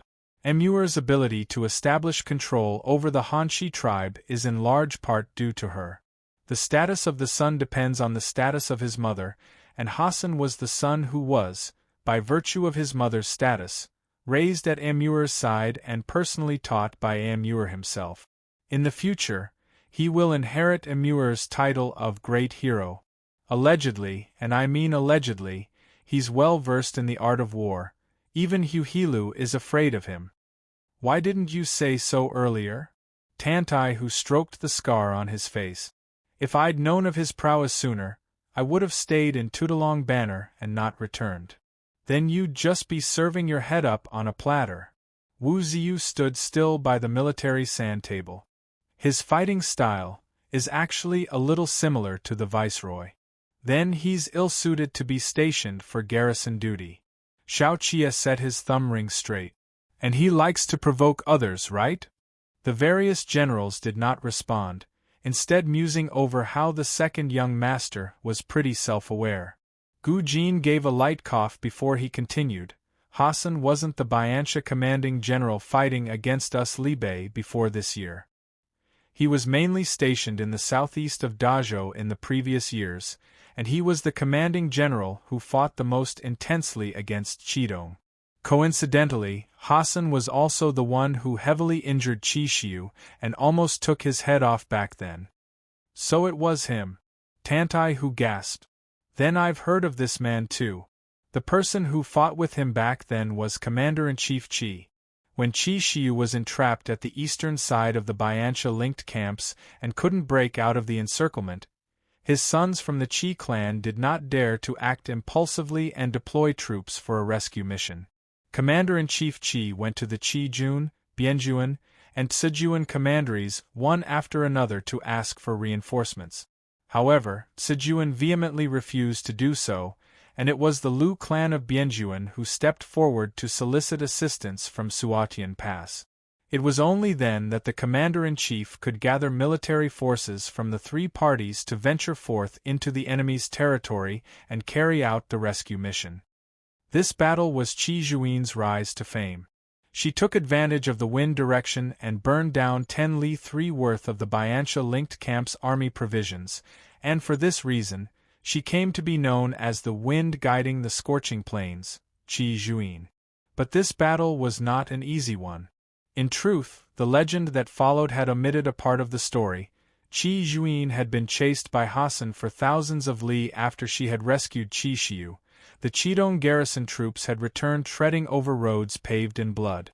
Xiao Qia's eyes brightened slightly. Got it. In that case, I know him too. This was Lu Guangbai's archenemy. Zhao Hui had already led the 3 great training divisions of Luyang up north to the Tudalong Banner 3 days ago to take over Guo Weili's post and fight against Hassan. Xiao Qia turned his thumb ring around. This means that we no longer have any reinforcements backing us at this moment. The 2 major camps Li Bei left in the southeast are Guo Weili and us. Even at the slowest speed possible, news that we have fought back Yuhilu should have already reached Amur ears by now. This is a good opportunity. If he hasn't changed his original plan, then the Biantia cavalry will still launch a sudden assault on the Shasan camp once more before the middle of the 8th month, at the very latest. So get it together and kick Guo Weili's ass as hard as you can to keep him awake. Wu Ziyu popped out and said, Guo Weili won't fall asleep. He'll get all excited, and that's where the problem lies. Viceroy, this person is prone to getting ahead of himself, and he's easily provoked into action. If he gets tricked away from camp and ends up slaughtered, then what are we, a bunch of soldiers in charge of the transportation of military supplies, going to do? The remaining 3 men turned their heads in unison and spoke in a chorus, We fight.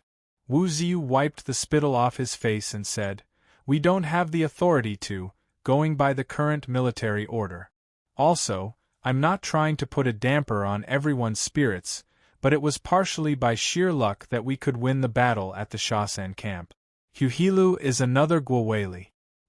He first took the Viceroy's bait before being defeated by the element of surprise. But now that the Biantia men know the exact extent of our military strength, Amur will not repeat the same mistake twice. Their next assault will be a full-on attack like the kind on the battlefield. It will be a real siege war they will be fighting, and we no longer have the advantage. That is why, Xiao Qia was brief and to the point. At the same time that you kick Guo Weili, tighten the collar around his neck and keep the leash on him. Even if he dies, he has to be strangled to death. No one was willing to deal with Guo Weili. They nearly came to blows during the handover of the Shasan camp. Chen Yang and Tantai, who still remembered the incident with Gu Jin. Guo Weili did not give a damn about Xiao Qia at all. In fact, maintaining a status quo like this was very dangerous. It would be an uphill task to accomplish anything if the generals were not of one mind. Even if Xiao Qia had superhuman powers, it would be meaningless in the face of a mighty force with thousands of soldiers and horses. What's more, the enemy forces were not fools. The old vulture in personal command was smart as hell. Xiao Qia tilted his head up a little and stared at the top of the tent as he said to himself, So damn annoying. Chen Yang, who had been quiet all this while, flipped open the book and said with a solemn expression, And now I'll convey a piece of message from Cizhou sent by the young master. Young master said. Xiao Qia abruptly shifted his gaze over. I'll read it myself. The marriage alliance between Hua and Qi will take place in 3 days. Chen Yang paused for a moment, then continued to read Xin Lanzhao's original words without emotion. It's a joyous event for the Commander-in-Chief Qi to have gained a stepmother. For what shall we send as a gift? Xiao Qia's smile was perfunctory. Send her our congratulations. Chapter 148. Victory and Amp, Defeat. Chapter 148. Victory and Amp, Defeat. At the 3rd quarter of the hour of Yin, Xiao Tianya lifted the curtain open. Yao Wenyu was talking in his sleep. The pain in his legs had made him sweat even in his sleep. The bedding was not that thickly padded, and as it was not yet the rainy season in Cizhou, the windows were open, with the bamboo blinds swaying in the wind. Yao Wenyu lay in the embrace of the wind, as if pillowing upon the rain of spring. Several months ago, the storm of the Imperial College struck the Imperial Court officials of humble origins right in the face. Kong Qiu and Tsun Yu were the first to bear the brunt of it. Even Yao Wenyu was not spared either. After the storm blew over, Yao Wenyu received shelter and protection from Kong Qiu and hardly appeared publicly in Kudu. Instead, he accompanied Hai Liangyi on Mount Bodhi every day, until the day his horse carriage was ambushed. That day Yao Wenyu met Shuexiuzhua. Shuexiuzhua and Yao Wenyu were fellow students. Long before Hai Liangyi, they had both studied alongside one another in Mr. Changzong's school. Hai Liangyi had been partial to Yao Wenyu initially because of old Master Yao. At that time, Shuexiuzhua had already sent 3 visiting cards to Hai Liangyi in the hope of being accepted as the latter's student, but all his attempts were rebuffed by Hai Liangyi. Yao Wenyu often heard Shi Hongxian talk about Shuexiuzhua, because Shuexiuzhua lived in straitened circumstances during his early years in the Shue's residence. After the death of his father, the respective cliques within the Shui clan fought tooth and nail with one another over their inheritance of fields and mansions, stirring up such a ruckus that everyone in Kudu came to know about it, and it was for this that the noble clans held them in contempt. The lawful son, Shuexiui, was a pretentious man feigning to be a man of letters. He knew nothing about antiques, yet he was constantly hoodwinked into spending tremendous amounts of silver for them all day long. In just a few years, the Shui clan's wealth had been squandered away clean. The collateral branches of the Shui clan gradually drifted away from the main branch, hardly bothering to continue sponging off them. Shuexiui spent all day fooling around.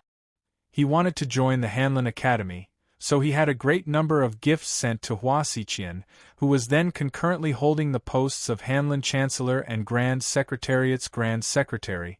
It was all a desperate attempt at sucking up that only resulted in him getting snubbed.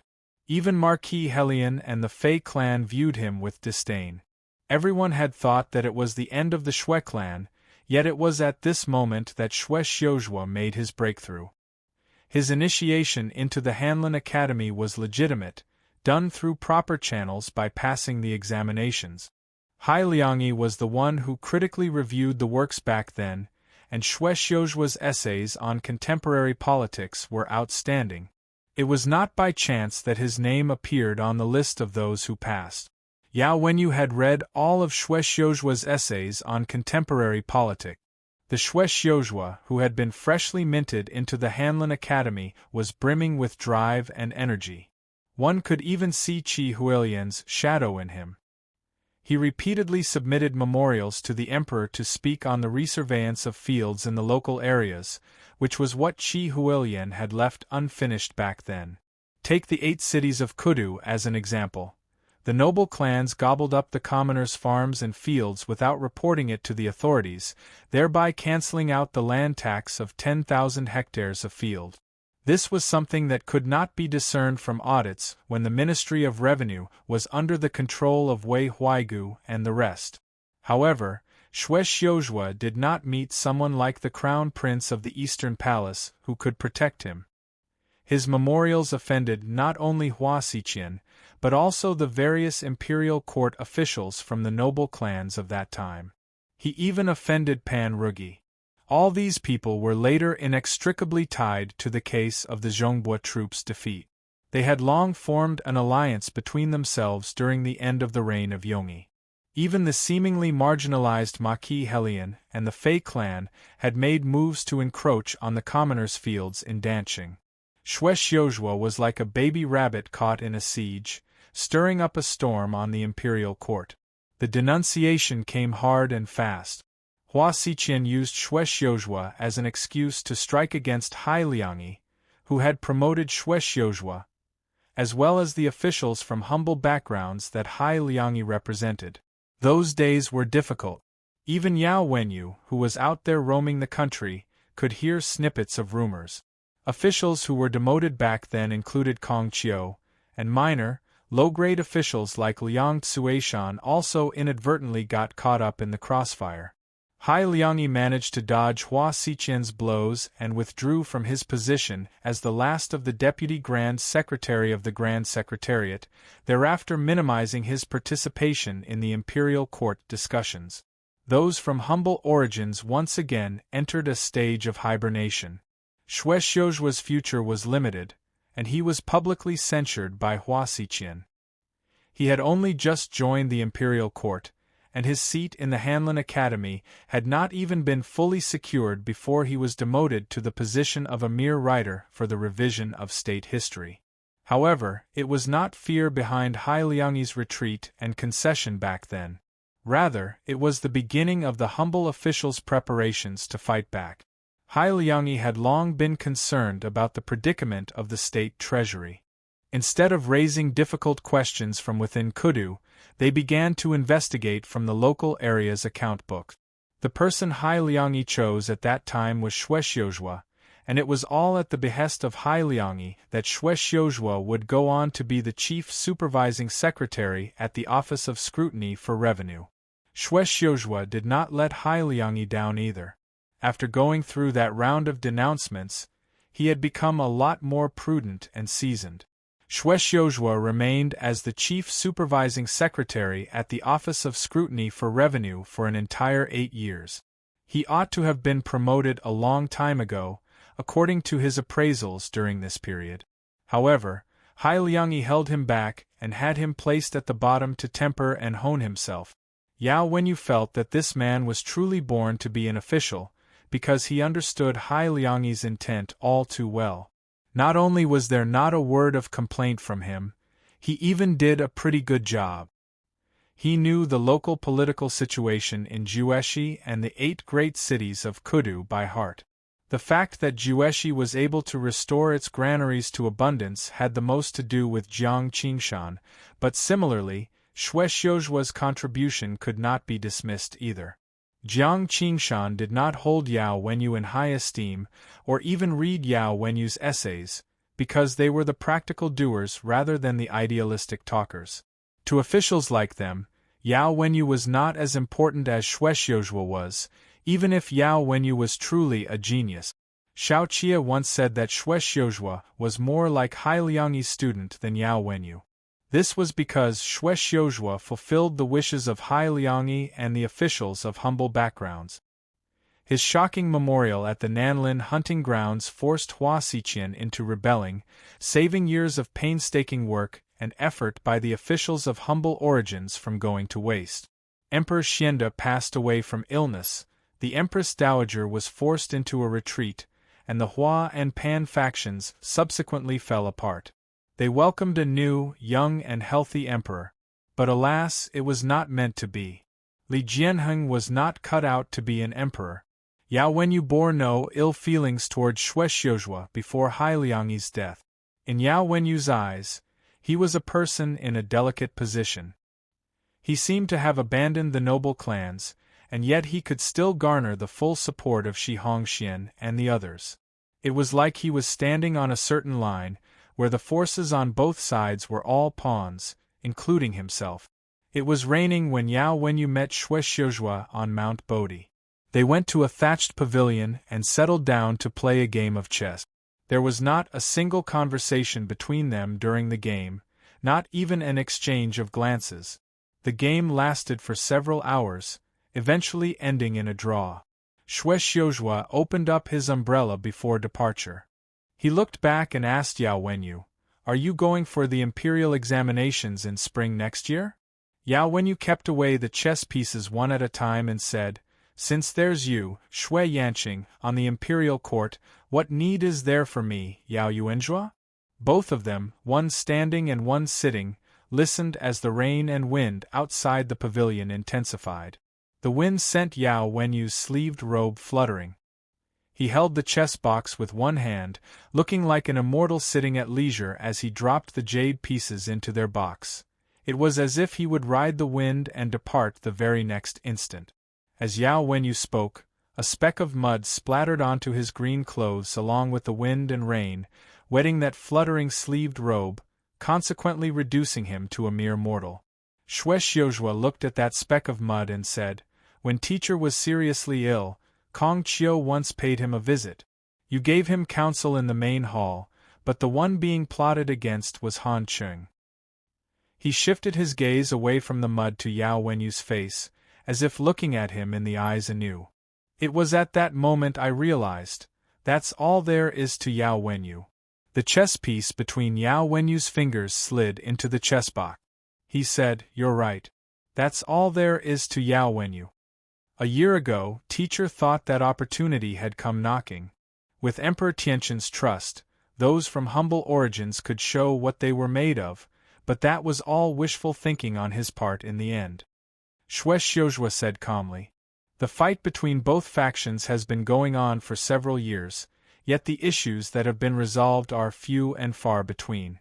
20 years ago, Qi Huilian proposed surveying the local farm fields to inhibit the noble clans from seizing it for themselves, as well as to restore the regular intake of the local taxes. To date, this has still yet to be implemented. What has teachers' dojo held up by the moderates even amounted to? Yao Wenyu said, in the third year of Xianda, Jueshi was hit with a natural disaster. The state treasury was severely lacking in money, and Hua Xiqian was unwilling to provide aid relief to the 13 cities of Jueshi, which left tens of thousands of commoners destitute and homeless. Jiang Qingshan alone opened up the granaries and risked his head to take on a huge debt. If not for the full assistance of the moderates led by teacher in Kudu to audit the accounts to coerce Hua Xiqian, the grains in Zhongbo would have all fallen into the pockets of the noble clans. Saving one person is not considered an achievement, and neither is saving 10 of thousands of people. In your opinion then, what has to be saved for it to be considered an accomplishment? If it was the moderates who saved tens of thousands of people in Jueshi, then similarly, it's those same moderates who created the tragedy of Zhongbo. In this world, a physician saves one man, but it's the imperial court official who saves the masses. Xue Xiuzhua clenched his fists and turned around. How many years has it been? Yet teacher still treated the conflict between the two factions as if it was his own duty. Look at Kong Chiu, and look at the current students of the Imperial College. Are the noble clans the only ones who are drawing a line between those of different family statuses? It had been so easy to incite and stir up the storm in the Imperial College, and yet Kong Chiu still has not realized that those of humble origins under his leadership hold the same prejudices against the officials from the noble clans. The moderates' gradual monopoly of the Imperial College has long run counter to your grandfather's original intention to revive the Imperial College. You devised a plan to murder Emperor Tianqian and intensified the conflict between factions to put the Grand Secretariat in a perilous situation. You instigated Han Chung to encircle Xiao Qie to kill him and forced Li Bei into rebelling, allowing the Empress Dowager to consolidate Qidong's military power. You urged the Empress Dowager to exercise the power of the Son of Heaven, then aided the Emperor's daughter up the throne. You plan every single step meticulously, taking everyone into account in your plan. Yao Wenyu rose to his feet slowly, and the black and white chess pieces tumbled to the ground as he moved. You forced teacher to his death. The sound of rain intensified, melding together with the shattering sound of the chess pieces, so jarring it could cut one into a bloody pulp of flesh. The heavy rain pelted against half of Xue Xiuzhua's arm, wetting it. He looked face to face with Yao Wenyu without the slightest flicker of wavering in his eyes. They were fellow students from the same school and of the same teacher. They were educated by the same tutor, guided by the same mentor. They addressed the same topics in the imperial examinations. Yet they had both become polar opposites. One day I will die, Xue Xiuzhua said in a raspy voice. Regardless of whether I will be forsaken and deserted by all, or bring ruin and infamy upon myself, I will walk along this path to the very end. You stop at nothing to kill others and yourself. Yao Wenyu released his grip on the chess piece. You won't be able to save all of the so-called masses in the world. The restoration of Dajo is nigh, this very moment. Xue Xiuzhua pressed in a step closer. The old-school noble clans have been purged, the leaders of those from humble backgrounds have all suffered a setback, and the calamity that is the eunuch clique no longer exists. With the Grand Secretariat, Empress Dowager, and heir apparent to the throne held in check, the rising talents in the imperial court will surge forth in great numbers. Dazhou is about to have fresh blood coursing through its veins. Yao Wenyu, I die without fear, and I will not begrudge it even if I were to go down in history in infamy and end up condemned by posterity. I've long merged into one with the fire ignited by teacher. I do it for myself. Having said that, Xue Xiuzhua opened up his umbrella once again and turned around to step into the rain. You win for a time. Yao Wenyu remained where he was standing and raised his voice. You win one game. But this isn't a victory at all.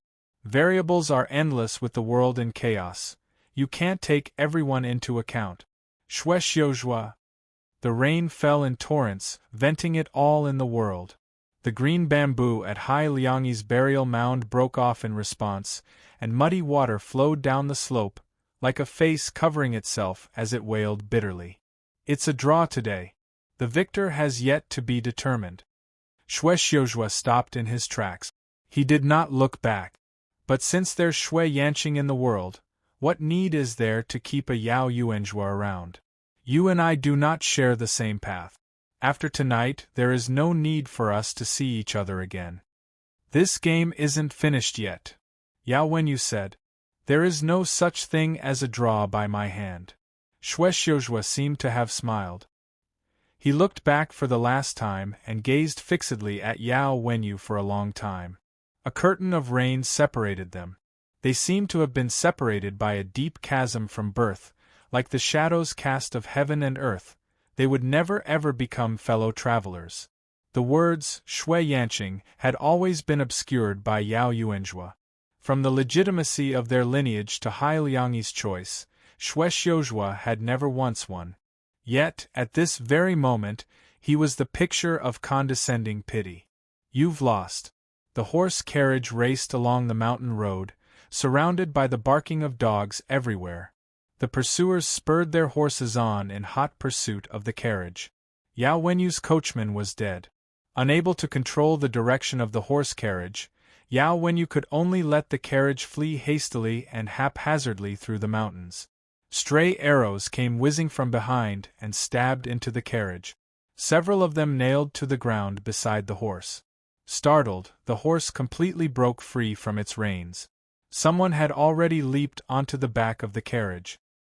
He aggressively pierced through the carriage's wall with a broadsword and ripped open the curtain to stab inside. There was no one else on Mount Bodhi. Yao Wenyu's death sentence was already set in stone. Xue Xiuzhua had never thought of letting him walk out of there alive from the moment he went up the mountain. The horse carriage overturned and fell into a ditch, damaging its walls in the process, and Yao Wenyu felt like his internal organs had gone tumbling with it. The horse fell so hard it was in pain. Yao Wenyu released the reins, and it got back up with difficulty. The growls of the dogs at the back were too vicious, and the horse continued to flee with one leg limping. Yao Wenyu did not have a saddle, and among the jolts and bumps, he was nearly swiped off the horse by the branches. However, this horse had only galloped for a mere moment where an arrow shot it in another leg. The pursuit of the killers had already reached the foot of Mount Bodhi. The person taking the lead was worried that they would miss the perfect timing and delay matters should Yao Wenyu's escape attempt continue. Hence, he used a rope to restrain Yao Wenyu's ankles and dragged him along the mountain path towards their own horse carriage. The rain had subsided some while this had been happening, and the sky had still yet to darken. They had to do a clean job without leaving any traces, so they first used the scabbards of their blades to break both of Yao Wenyu's legs, then dragged him over to stuff him into their horse carriage. It was at this moment that there suddenly came the sound of galloping horses' hooves from the mountain road. Realizing that this did not bode well, the leader of the pursuing troops yanked the carriage curtains down and shouted with urgency, "Put your blades away!" The party that had arrived was an ostentatious display of extravagance. The escorts on both sides of the horse carriage were all men from the 8 great training divisions, who filled up the already very narrow bridle path.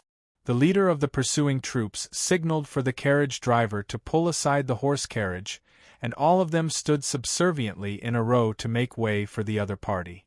Yao Wenyu's mouth was gagged. His entire body spasmed as it throbbed with excruciating pain, but his mind was still clear. As he dripped with sweat, he knocked his forehead against the wooden plank of the carriage. When the leader of the pursuing troops heard sounds coming from the carriage, he signaled his subordinates with his eyes. One of them promptly whipped the horse several times and bellowed at it to cover up the sounds made by Yao Wenyu. But the company did not leave. The curtains from the carriage crammed in the middle lifted to reveal the commandery princess Zhaoyue dressed in the fashion of a married woman. She furrowed her brows slightly and said, "Don't make a racket, there's a young child in the carriage." Yao Wenyu recognized the commandery princess Zhaoyue's voice. A vague sound escaped from his throat, and he slammed his forehead hard until it was bloody red. Commandery Princess Zhaoyue suddenly spoke up. "Is there someone in the carriage? Tell your master to see me." Having recognized her, the leader paid his obeisance to her and gave an excuse. "It's my master's mistress. She's making a huge racket and threatening suicide, so it isn't advisable to let her out lest she offend the Commandery Princess." "Commandery Princess, please go on ahead." Commandery Princess Zhaoyue arched her willow-like brows. "This is where the Secretariat Elder was laid to rest. What nonsense are you spouting? Men, lift the curtains of the carriage." The leader immediately whipped out his waist token, which bore the copper seal of the garrison troops.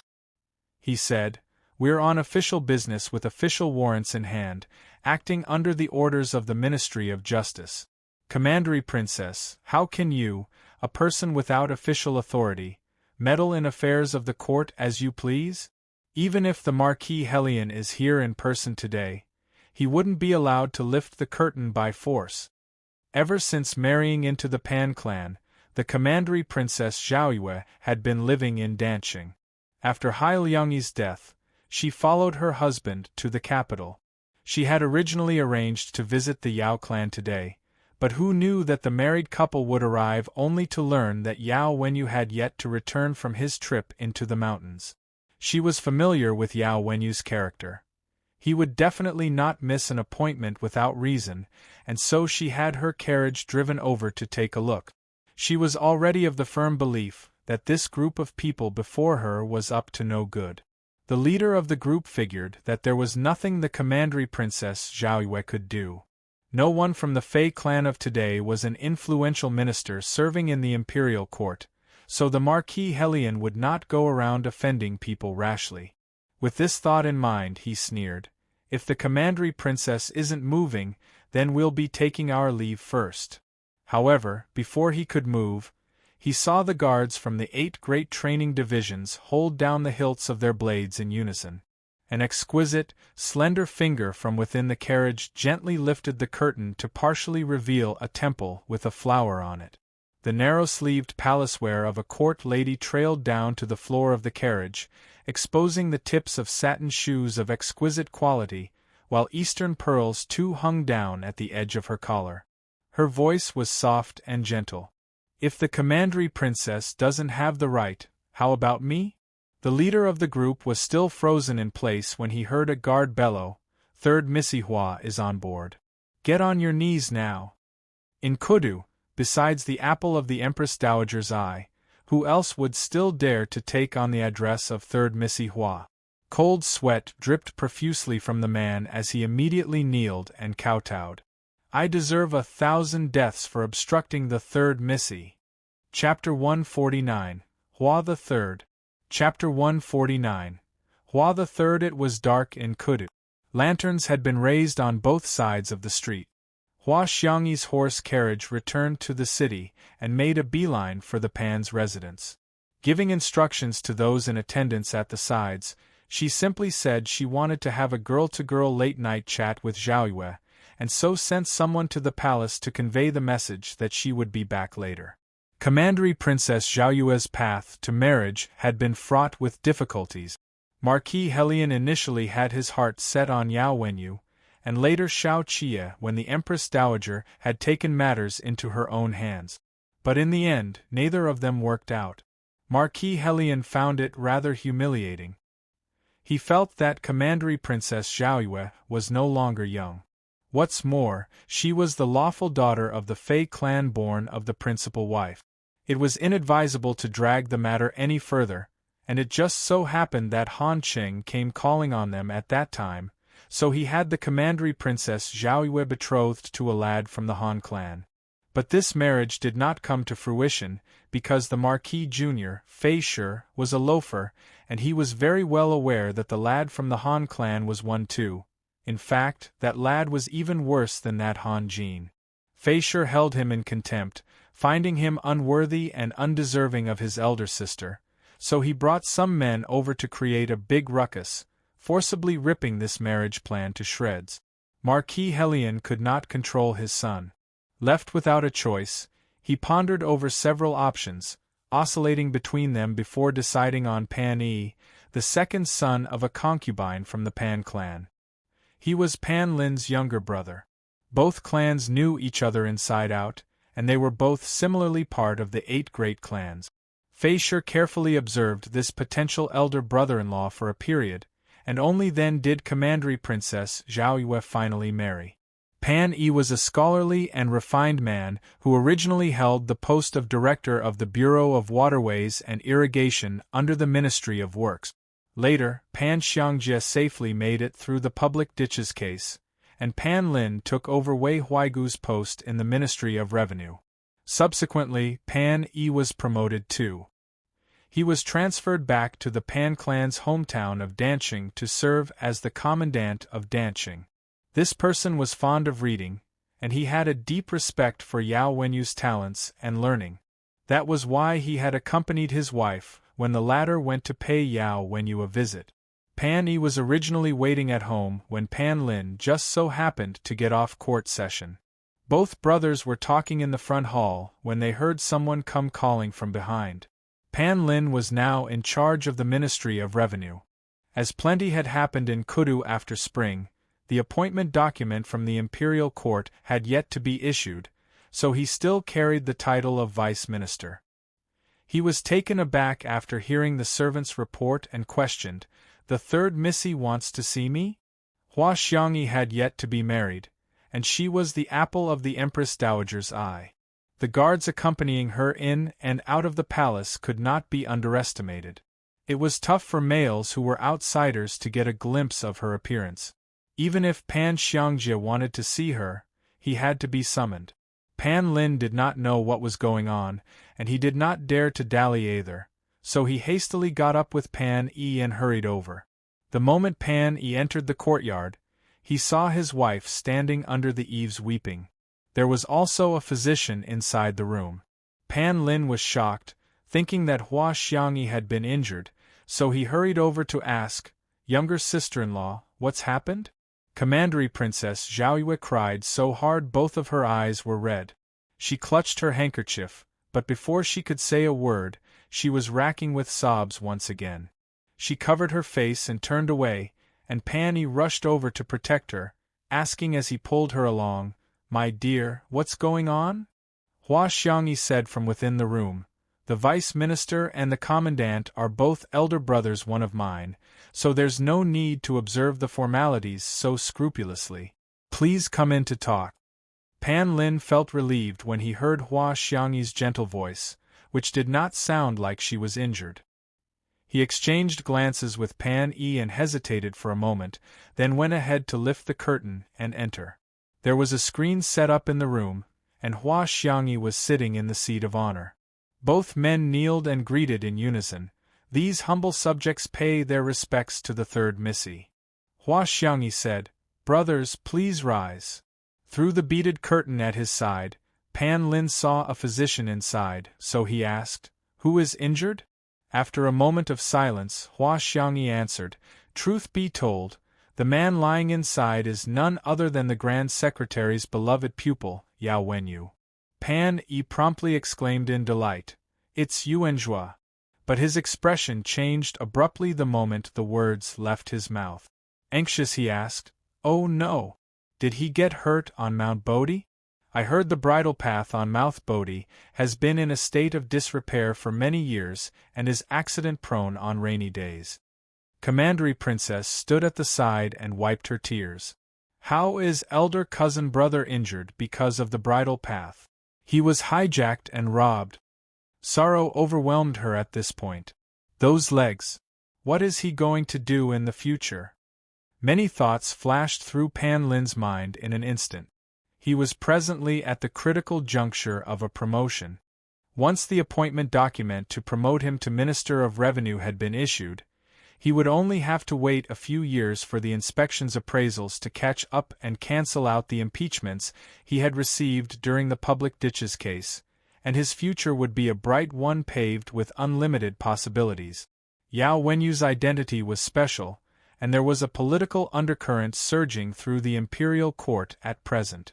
Pan Lin initially had no wish to be a part of it, lest he was deemed to be a member or supporter of one of the factions.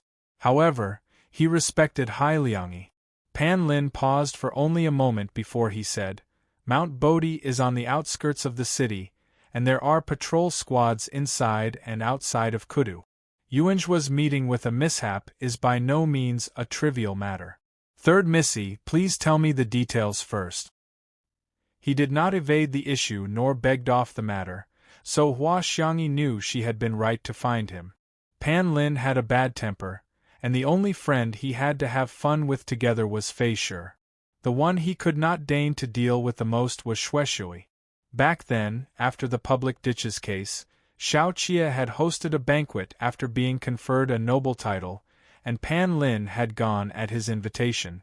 Humiliated in every way possible by Shui during the feast, Pan Lin had made a vow that even if he were to starve to death in the future, he would never sit at the same table as the Shui clan. From then on, he did not interact or socialize any further with the Shui clan. Shui Xiuzhua was now at the height of power in Kudu because of his support to the heir apparent to the throne, and even so, Pan Lin had never paid him a visit. Xiao Qia helped the Pan clan out of their predicament back then, saving Pan Xiangjie from being put to death by Wei Huaigu during the public ditches case, and the Kudu public ditches blueprint that Pan Lin had repaid him with later went on to become the key that helped Xiao Tianya and the rest escape from Kudu. Later, Xiao Qia was trapped in an encirclement by Han Qing, who meant to kill him. He bore the charge of plotting to murder Emperor Tianqian, and despite that, Pan Lin did not hurry over himself to draw a clear line between them.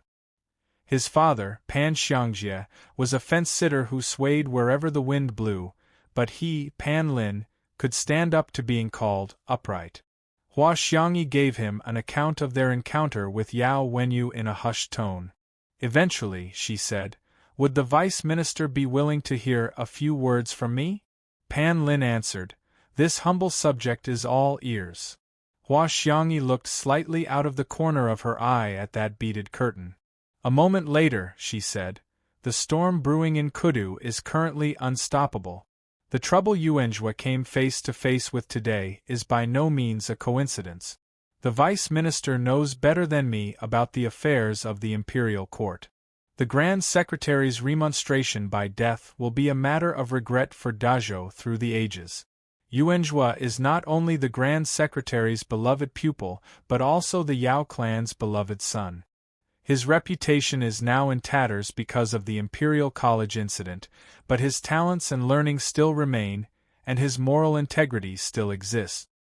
His resolution and ambition will be all the stronger after going through this tribulation, and there is no reason he can't make a comeback in the future and lead the literati of the world to recreate the glory of the Imperial College."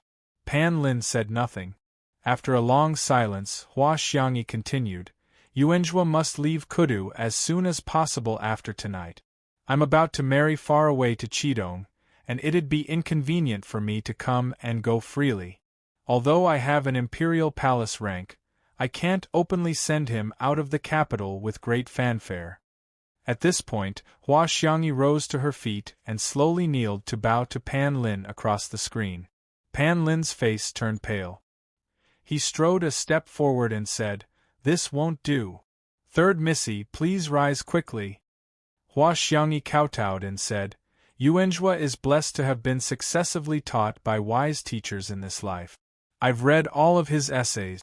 The heir apparent to the throne has just been established, and the Hanlin Academy is now an empty shell. The tripartite balance of power with Auntie at the lead cannot last for long, and Kong Chiu can barely fend for himself. I may be a girl, but I know that outstanding men of talents are hard to find." She paused for a moment, then solemnly continued, "Chengji, please." She addressed Pan Lin by his courtesy name, saying it from the bottom of her heart. Pan Lin could not help but look ashamed to see the extent that Hua Xiangyi was willing to go to save Yao Wenyu. He hurriedly said, "Third Missy, please get up. I value Yuanjua's talents. This is what we ought to do to begin with. Tomorrow morning, Yuanjua will follow my younger sister-in-law out of Kudu and rest up in Danqing first. After he recovers from his injuries, he can decide what to do on his own." Hai Liangyi came to his mind at this point. He continued, "Although the Grand Secretary and some of us do not see eye to eye in politics, I still hold him in esteem. How gallant is it for a civil minister to remonstrate with his death! I ought to lend a helping hand, even if for the Grand Secretary." Hua Xiangyi continued, "The other party must already know about Yuanjua's escape from death today. To be on the safe side, I'd like to ask the Vice Minister to think of a way to pull the wool over their eyes." Pan Lin answered, "I already have an idea in mind. It's already getting late now, I can't stay any longer." Hua Xiangyi stood up and let the maidservant support her as she went over to the side of the beaded curtains. She looked at Yao Wenyu inside, his face white as a sheet. In the end, she said nothing and took her leave. 2 hours after Hua Xiangyi's departure, a corpse wrapped in a straw mat was sent out through the back doors of the Pan's residence. Those in the outer courtyard inquiring about it did not know the details. All they heard was that it was a beggar the commandery princess Zhao Yue brought back from outside who had died of sickness in the middle of the night. The pursuing troops who had been crouching in wait for many hours followed all the way to the burial grounds to examine the corpse. The leader found out that the body fit Yao Wenyu's physique to a T. Even the wounds from his broken legs were identical. The only thing was that the face of the corpse was disfigured. However, the bite marks on his lips were similar. Not daring to dally, the man withdrew with his men back to the residence to make his report. The next day, Commandery Princess Zhao Yue and Pan Yi departed for Danqing. She had just given birth to a child, and there were so many nannies and maidservants accompanying her that just the carriage alone numbered in the dozens. Pan Lin went to attend morning court. As he stood at the foot of the stairs to wait, he saw Kong Chiu and Sun Yu standing in front. Worried that there were people in the imperial court watching, he did not go forward. Nowadays, the heir apparent to the throne rose at the hour of Yin and attended classes at the hour of Mao. The participants in the classics colloquium put together by the Grand Secretariat were all carefully hand-picked scholars and academicians from the Hanlin Academy, and the morning classes could not be finished before midday. Meanwhile, the Empress Dowager was still the one holding court behind the screen. Tu Li Jianting merely switched from attending classes in the Shui's residence to attending classes in the palace. As long as the Grand Secretariat did not pass the vote, she would have to continue to be a student. The Ministry of Rites had long been making preparations for the enthronement, but the grand ceremony now seemed light years away with Kong Chiu and the rest suppressing it. Xue Xiuzhua was still teaching Li Jianting. Li Jianting did not have the authority to participate in government and political affairs, although she had the right to attend court and listen in. She slept very little every day. After morning classes, she would take a short nap, then it would be the Grand Secretariat Council led by Kong Chiu and Xue Xiuzhua in the afternoon. All matters of the 6 ministries, regardless of significance, had to be reported by the Grand Secretariat. Li Jianting rarely spoke up as they stood and deliberated over those matters, but her attitude was respectful and prudent. Whether it was morning classes or the councils, she would always arrive before the ministers and stand deferentially under the eaves of Mingli Hall to await them. Kong Qiu and Sun Yu initially disliked Li Jianting, but even they had to concede that Li Jianting's attitude was sincere enough. Her desire to learn was far more evident than Li Jianheng's.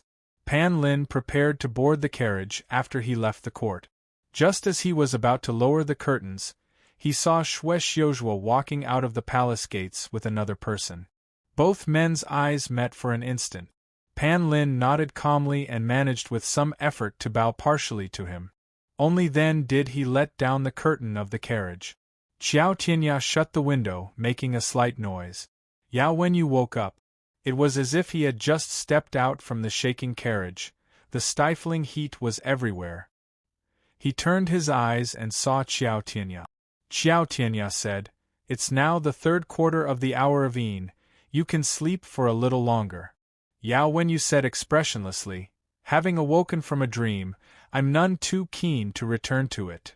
Xiao Tianya poured tea and took a sip, then raised his cup at Yao Wenyu. "Want a drink?" After a moment of silence, Yao Wenyu said, "Tea is tasteless. Change it to wine. You have yet to recover from your injuries. It's inadvisable for you to drink wine." As Xiao Tianya spoke, he took down the wine at the side of his waist, shook it a few times, and twisted it open to drink it himself. "I'll drink it for you. You can watch." After Xiao Tianya was done drinking, Yao Wenyu said, "Excellent wine." The bangs on Xiao Tianya's forehead slipped down and covered his eyes. His stubble, which had grown out recently, had yet to be shaved clean. On hearing Yao Wenyu, he stroked it a couple of times and said, "Wine that costs a few strings of copper coins can't really be considered excellent. If you get better, I'm willing to spend tens of taels of silver to let you taste real, excellent wine." The corner of Yao Wenyu's lips shifted slightly. Xiao Tianya leaned against the table and looked at him.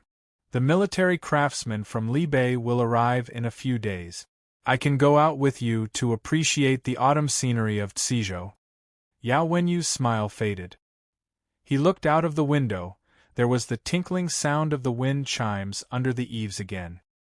He was quiet for a very long time before he said, "May I trouble you to ask the vice commander to prepare a generous gift on my behalf for the grand wedding between Hua and Qi tomorrow. Third Missy Hua saved my life. Please thank her on my behalf too. Don't tell her anything else. Just say I'm fine." Xiao Tianya answered in the affirmative. Yao Wenyu's gaze relaxed. He said, "Let's play the zither." When Shen Zichuan got up, he heard the faint sound of the seven-stringed zither 3 from the courtyard. Fei Xing teased, "This Xiao Tianya is truly a deep one with hidden talents." Shen Zichuan tilted his head and said, "The Qiao clan fell into decline, and all the delicate sensibilities he possessed as a young master vanished along with it. The most difficult time was during his exile, when he had to fight for food with stray dogs and take care of his elder sister-in-law at the same time. All that he has left today is that seven-stringed zither of his. He cleans and caresses it every day, and he cherishes it very much, so much that he never plays it for others. This is his pride." Fei Xing had seen that seven-stringed zither before. Not even Ding Tao dared to touch it. He did not understand this bit of pride, but he did not speak up to vilify it. He had worked together with Xiao Tianya for many years. Although he had been wanting to take Xiao Tianya's place all this while from Kudu to Cizhou, he was still nevertheless willing to acknowledge Xiao Tianya's capabilities. Chapter 150. Treacherous Minister. Chapter 150. Treacherous Minister. Due to the recent death of Emperor Tianqin, it was customary for the marriage between Hua and Qi to be postponed. However, Shaoqia rebelled his way out of Kudu, and Kudu had favors to ask of Qidong, so the Empress Dowager and Grand Secretariat mulled over the matter numerous times before eventually deciding to marry Hua Xiangyi off in the 7th month. The Empress Dowager went all out this time, and the dowry she prepared for Hua Xiangyi spanned more than 10 li. Arrangements made by the Ministry of Rites were all done in accordance with the wedding protocols for a princess. The ceremonial guards of honor sending her off were personally led by Han Qing himself, and there were countless wet nurses and maidservants following along in her retinue. Hua Xiangyi boarded the horse carriage. Just as it was about to depart, the Empress Dowager took 2 steps after it and almost called out to her. But she had to be mindful of her image and uphold her dignity after all, so she could only hold on to Matron Liuxiang's arm and muttered softly as the eastern pearls by her ears swayed. "My little darling." The ceremonial guards of honor left Kudu and headed for Qidong along Chuanqing's public roads, during which they would pass by Chazhou. Han Cheng was initially worried that the bandits from Chazhou would rob them, so he specially brought along men from the 8 great training divisions, but the journey was unexpectedly uneventful. Luo Mu even sent over his congratulatory gifts when they passed by. They continued to travel south, where Qi Juin was already waiting for them within Qidong's borders. Speaking of this Qi Juin, Han Cheng's horse stuck close to the carriage as he spoke to Hua Xiangyi with the carriage curtain between them. "Third Missy hasn't met her before, right?" A soft sound of affirmation rose from within. Han Cheng loved flaunting his seniority. On hearing her, he perked up and said, "Let this old subject share some domestic trivialities with the third Missy. Although Qi Juin is a girl, she is not easy to get along with. The third Missy typically resides in the inner palace, so you must have not known how ferocious she looks every year she enters the capital. The Ministry of Revenue was in a tight spot during the reign of Xianda, and yet she dared to command her soldiers to obstruct His Excellency Wei's sedan for the military salaries for the Qidong troops. But the Ministry of Revenue genuinely could not afford to pay up, and left without a choice, she associated herself with the ruffians who were also loan sharks in Kudu and hung out with them in the street. Hua Xiangyi had only seen Qi Juin through a screen before. In that feast of 100 officials where all the civil ministers and military generals were men, Qi Juin was a special case. She did not stand out much during her early years in Qidong. Before Qi Xiu handed over his commander's seal, everyone was speculating about which of her brothers would take over. After the expedition to rescue Qi Xiu, Qi Juin was first denied entry to the capital. The imperial court dragged the matters on for several months on the grounds that her military achievements were still pending investigation. Then, there was the Yulong Terrace fiasco when the day of her conferment drew closer. Even with the backing of the Empress Dowager, Qi Juin merely took over Qi Xiu's commander's seal and did not inherit Qi Xiu's title. In other words, every battle that Qi Juin fought today only built up prestige for Qidong and not for herself. If she did not get married in this life, she would continue to be considered a daughter of Qi, even after retiring from the front lines, with no title to her name. Conversely, her brothers would be set for life as long as they beget sons soonest possible. Han Cheng was still talking, but Hua Xiangyi seemed to have fallen asleep inside the carriage.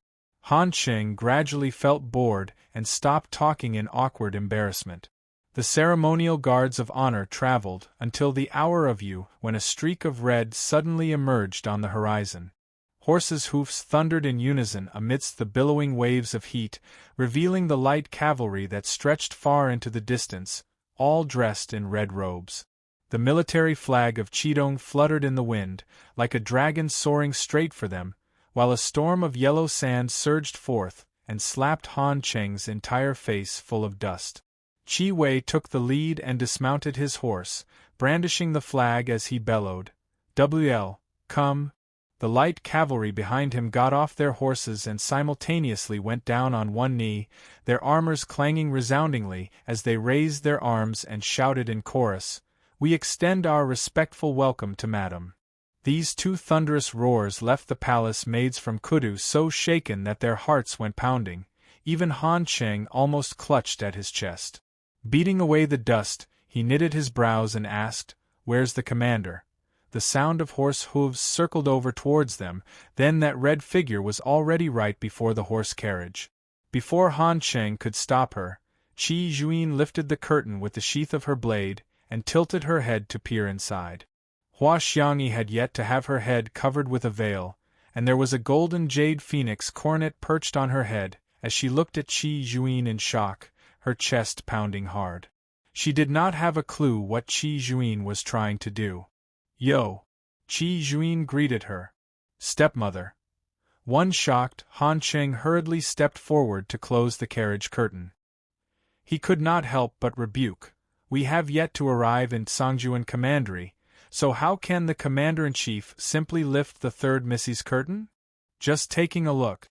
Rebuffed, Qi Juin retracted her hand and said, "How many times have you taken a break during the journey? According to the estimated time, you should have arrived yesterday." Han Cheng followed after Qi Juin's horse and answered, "It's a long journey, and it's hard to guarantee that nothing will happen if we are in too much of a hurry. I thought the Commander-in-Chief would be waiting to receive us at the southern side of Chazhou, but in the end, we didn't see you even after all that waiting. I'm only just hurried back from Bianjuan, so I don't have much time to spare." As Qi Juin spoke, she looked back and asked Han Cheng, "Why are you getting off your horse?" Han Cheng looked around the place. "It's already the hour of you now. It should be here." Qi Juin pointed to the east with her horsewhip and said, "Continue on your way for a little further, and you'll be able to reach Sijuan Commandery at the hour of high. There's a bridle path in Sijuan, and the road to Tsangjuan Commandery will be a tad smoother. Get on your horse." Han Cheng had been on the go for an entire day, and he was exhausted at this point. He still wanted to say something, but Qi Juin had already spurred her horse on and left. Qi Wei mounted his horse from his end, and led his light cavalry to surround the ceremonial procession, then said to Han Cheng politely, "Commander, let's go." Even if Han Cheng was a bigwig in Kudu, he had no authority over the affairs of the Ministry of War and Ministry of Revenue. The imperial bodyguards could throw their weight around in Kudu and other places, but to Qi Juin, they were of no threat. She was the commander-in-chief of Qidong's 5 commanderies troops. Qidong was her territory. Han Cheng had no say here. What's more, when the Empress Dowager herself even had to rely on the Qidong garrison troops now. Han Cheng bore a grudge deep down, but he could not let it show on his expression yet. All he could do was smile at Qi Wei and get on his horse to continue with the journey. Hua Xiangyi returned to her senses, her heart still palpitating from the fleeting glimpse of the stunning sight earlier. The curtain of the carriage swayed, and she tilted her head slightly to look through the gap, where she saw the back view of Qi Juin as she rode her horse ahead. Qi Juin was tall and slender.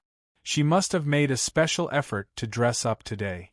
She had to ride a horse, so she did not have her hair up in a high bun as was common in Kudu, but she still looked very chic.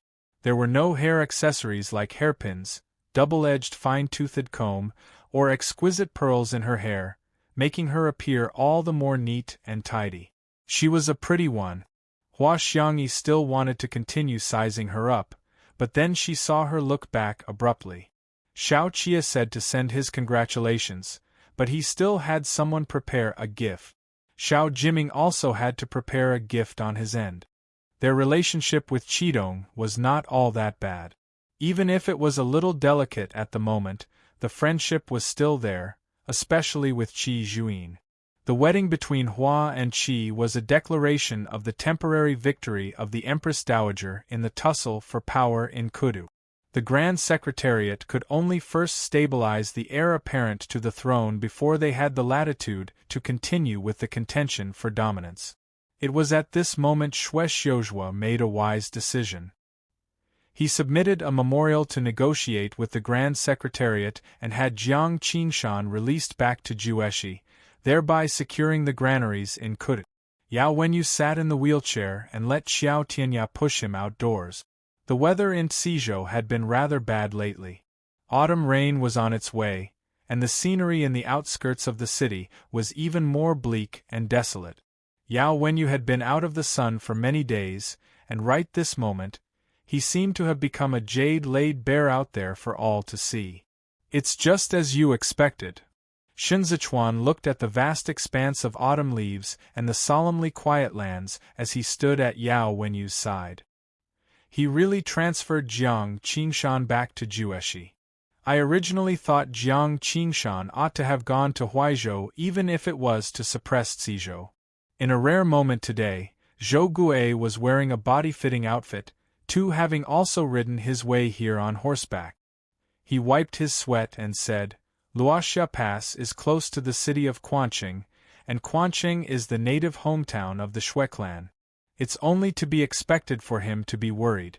I didn't think he would really be willing to send Jiang Qingshan back to Jueshi. Holding the cat in his sleeve, Yao Wenyu said, It's because of the geographical location of Luoxia Pass and the city of Quanqing. It's inevitable that both of you would have such concerns. Going by the present situation, putting Jiang Qingshan in Huaizhou would be the most advantageous to Shui Xiuzhua and the Shui clan. The soles of Shinzichuan's boots trod across the fallen leaves. He stood still and lost himself in his thoughts. If Jiang Qingshan was transferred to the prefecture of Huaizhou, he would, firstly, be able to challenge Cizhou and obstruct the trade route between Cizhou, Chazhou, and Huaizhou from taking shape. Secondly, he would be able to ensure that Quanqing would be safe and sound, as well as join forces with Quanqing to put pressure on Luoxia Pass, and subsequently Libei. These were all matters that Shinzichuan could think of himself, and naturally, so could Shui Xiuzhua. Yet, he still forsook the safety of Quanqing and chose Jueshi, just like Yao Wenyu predicted. Shui Xiuzhua had Jiang Qingshan released back. Shinzichuan's expression was grave. And this is what makes him tough to deal with. This maneuver not only meant that Shui Xiuzhua would restrict Li Bei's and Zhongguo's development through the grains, but also that he did not give a damn about the personal gains and losses of the Shui clan. In other words, he harbored no selfish desires, which made him completely different from Hua Xiqian, Wei Huaigu, and the others. What he sought was not benefits for one party. Jiang Qingshan takes a hard approach on policies, and his local governance is effective. There are rumors in Kudu that he will not tolerate a thorn in his side, but in truth, it's quite the opposite. Yao Wenyu flexed his fingers and stroked the cat. Jueshi has 13 cities, with 2 prefectures and 2 harbors. It's now a veritable granary of Dezhou. The Shi clan's business is by far its largest in Jueshi, and even the waterways of the Hua clan in Diqing have to go through it. If the vice commander has been to Jueshi before, you'd understand that Jueshi's prosperity did not happen by coincidence. Jiang Qingshan is an extraordinarily broad-minded man who uses people regardless of their family status and social standing. He would never make excuses to decline in the face of major matters, but he also knows not to go too far when dealing with minor issues. He never lets go of all that he ought to have a firm grip on, and he never regrets all that he should relax his hold on. With such a provincial administration commissioner, it's not surprising for Jueshi to swiftly get back on its feet after the natural disaster in the reign of Xianda. Jiang Qingshan is such a person. He cited Shui Xiuzhua as his bosom friend in life, precisely because they shared the same political views and ambitions. On hearing this, Zhou Guo nodded. I've long heard of the political achievements of these two people. When the Grand Secretary promoted Shui Xiuzhua to the Court of Judicial Review back then, no one in the imperial court opposed. The vice commander has also read Shui Xiuzhua's essays on contemporary politics before. Yao Wenyu said, Does the vice commander still remember the Grand Mentor's wish? Shen Zichuan knew it by heart, because he inherited Qi Huilian's knowledge and understood best what Qi Huilian wanted to do back then. After a moment of silence, he said, to unify the management of Dazhou's household registries, to survey all the fertile farmlands in the world, to consolidate the miscellaneous local taxes, and to restore the cash flow of the state treasury. Yao Wenyu looked at the mountains in the distance and said, These are what Shui Xiuzhua wants to accomplish.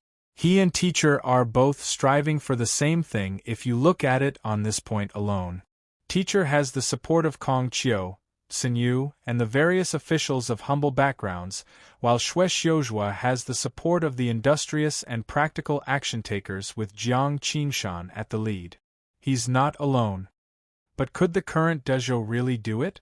It took Qi Huilian many years to implement the registration of households into the census registry 3 in the local areas.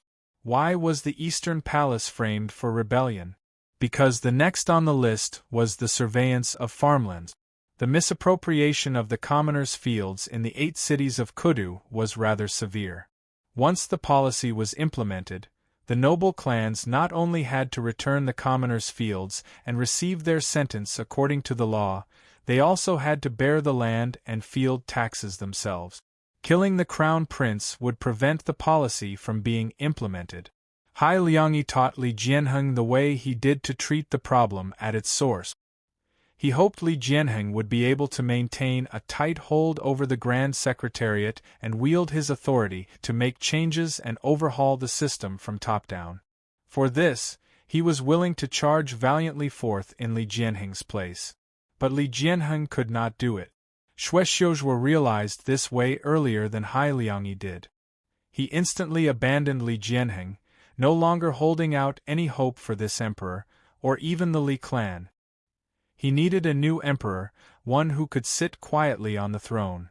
It had to be the case that this emperor would never interfere with the Grand Secretariat, nor sway left and right in the struggle between those from the noble clans and those of humble backgrounds. Even more so, he would not be partial towards the frontier with heavy military presence for the sake of so-called brotherhood. And so he found Li Jianting. But a plan like this took too long. Kudu was changing every single moment. Shen Zichuan himself was a variable.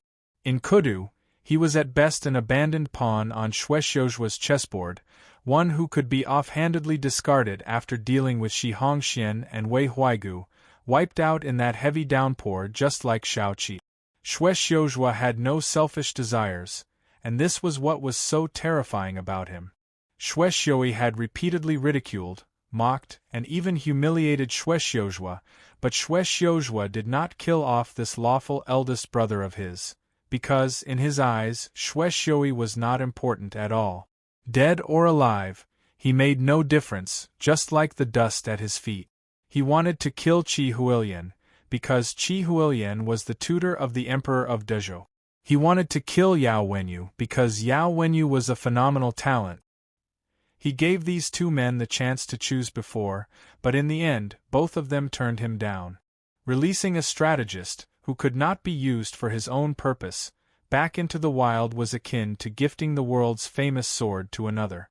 And it was only by killing them that he would be able to eliminate the roots of troubles down the road. A solitary wild goose flew across the horizon. Frost and fog gradually materialized, and a hue of colors washed over the cold, blighted forest. It was getting more and more chilly by the day. Xiao Tianya casually covered Yao Wenyu with a thick coat. They were still in the forest. Shen Zichuan tapped his folding fan against his palm, his gaze following Hongyan Mountains southward as he said, when Shuexiuzhua was teaching the heir apparent to the throne, he likely did not think that Dezhou would have collapsed to such an extent in just a mere few years. There is no one in this world who can take every single thing into account and come up with a foolproof strategy. The military provisions incident that forced Lu Guangbai into rebelling is a variable. Qidong missed the opportunity to hunt down Suan because they lost Lu Guangbai, and Kudu went from besieging Shaoqia to releasing a tiger back to its mountain. For the events that befell men were always unexpected, be it Lu Guangbai, Shen Zichuan, Shaoqia, Yao Wenyu, or even any of the other nameless faces out there. Heaven gave every person a different challenge, and in climbing back to their feet and surviving, those who had initially been trapped in their circumstances had all fought and broken free of their shackles. Turbulent times meant that the order of the world no longer existed. Anyone could fight for a slice of the pie if they so wished. If there were those who clung on to the fragments already broken, then there would also be those who brandished their weapons to break through the impasse. This was the era of treacherous ministers and traitors. It was in the midst of the thick fog when the raindrops fell. Fei Xing opened up an umbrella and held it over Shen Zichuan. They reined in their horses and made their way back. Autumn had finally come to Cizhou. The wind sent the sleeves of Shen Zichuan's robes billowing, nearly blowing away his blue handkerchief. At the same time Shen Zichuan grasped onto the handkerchief, the falling leaves dancing all over the sky passed by him. Yellow, withered leaves spiraled up in the wind, where the rain pelted at them, sending them falling at Xiao Qia's feet. Gu Jin returned on horseback, waving a small flag as he shouted, "The bridle path ahead has collapsed. Master, we are trapped here." Xiao Qia mounted his horse. Wu Ziyu spurred his horse on forward from behind and braved the rain to say, "Zhao Hui's troops haven't arrived, and the Tudalong banner lies 10 li away from here. Hassan's cavalry is nearby. The grain wagons are too heavy. Tantai who wiped off the rainwater. Unless we abandon the provisions and take a detour, we are bound to come across Hassan's cavalry tonight. There are insufficient supplies at the battlegrounds. If this batch of provisions falls into Hassan's hands, his lordship is going to get hit hard." Chen Yang tugged at the reins, his face red from the cold. "We can stay here, but master has to go." Based on the military orders a few days ago, Xiao Qia, on making a detour from Dying to the north, had to go past the bridle path of the original Changzhou camp to first provide supplies for Zhao Hui, then head towards the battlegrounds to replenish Xiao Fengshu's stock. When they arrived at this spot, they should theoretically be received by Zhao Hui's 3 great training divisions of Luoyang, but Zhao Hui had not appeared. Meng was also unable to fly too far to carry out reconnaissance due to the rainstorm today. It was as though Xiao Qia had been blindfolded. The expression in Xiao Qia's eyes was unbelievably calm as he gave free rein to the raindrops trickling across his cheeks and commanded in a grave tone over the noise, "Turn around. We're heading for the Tudalong banner."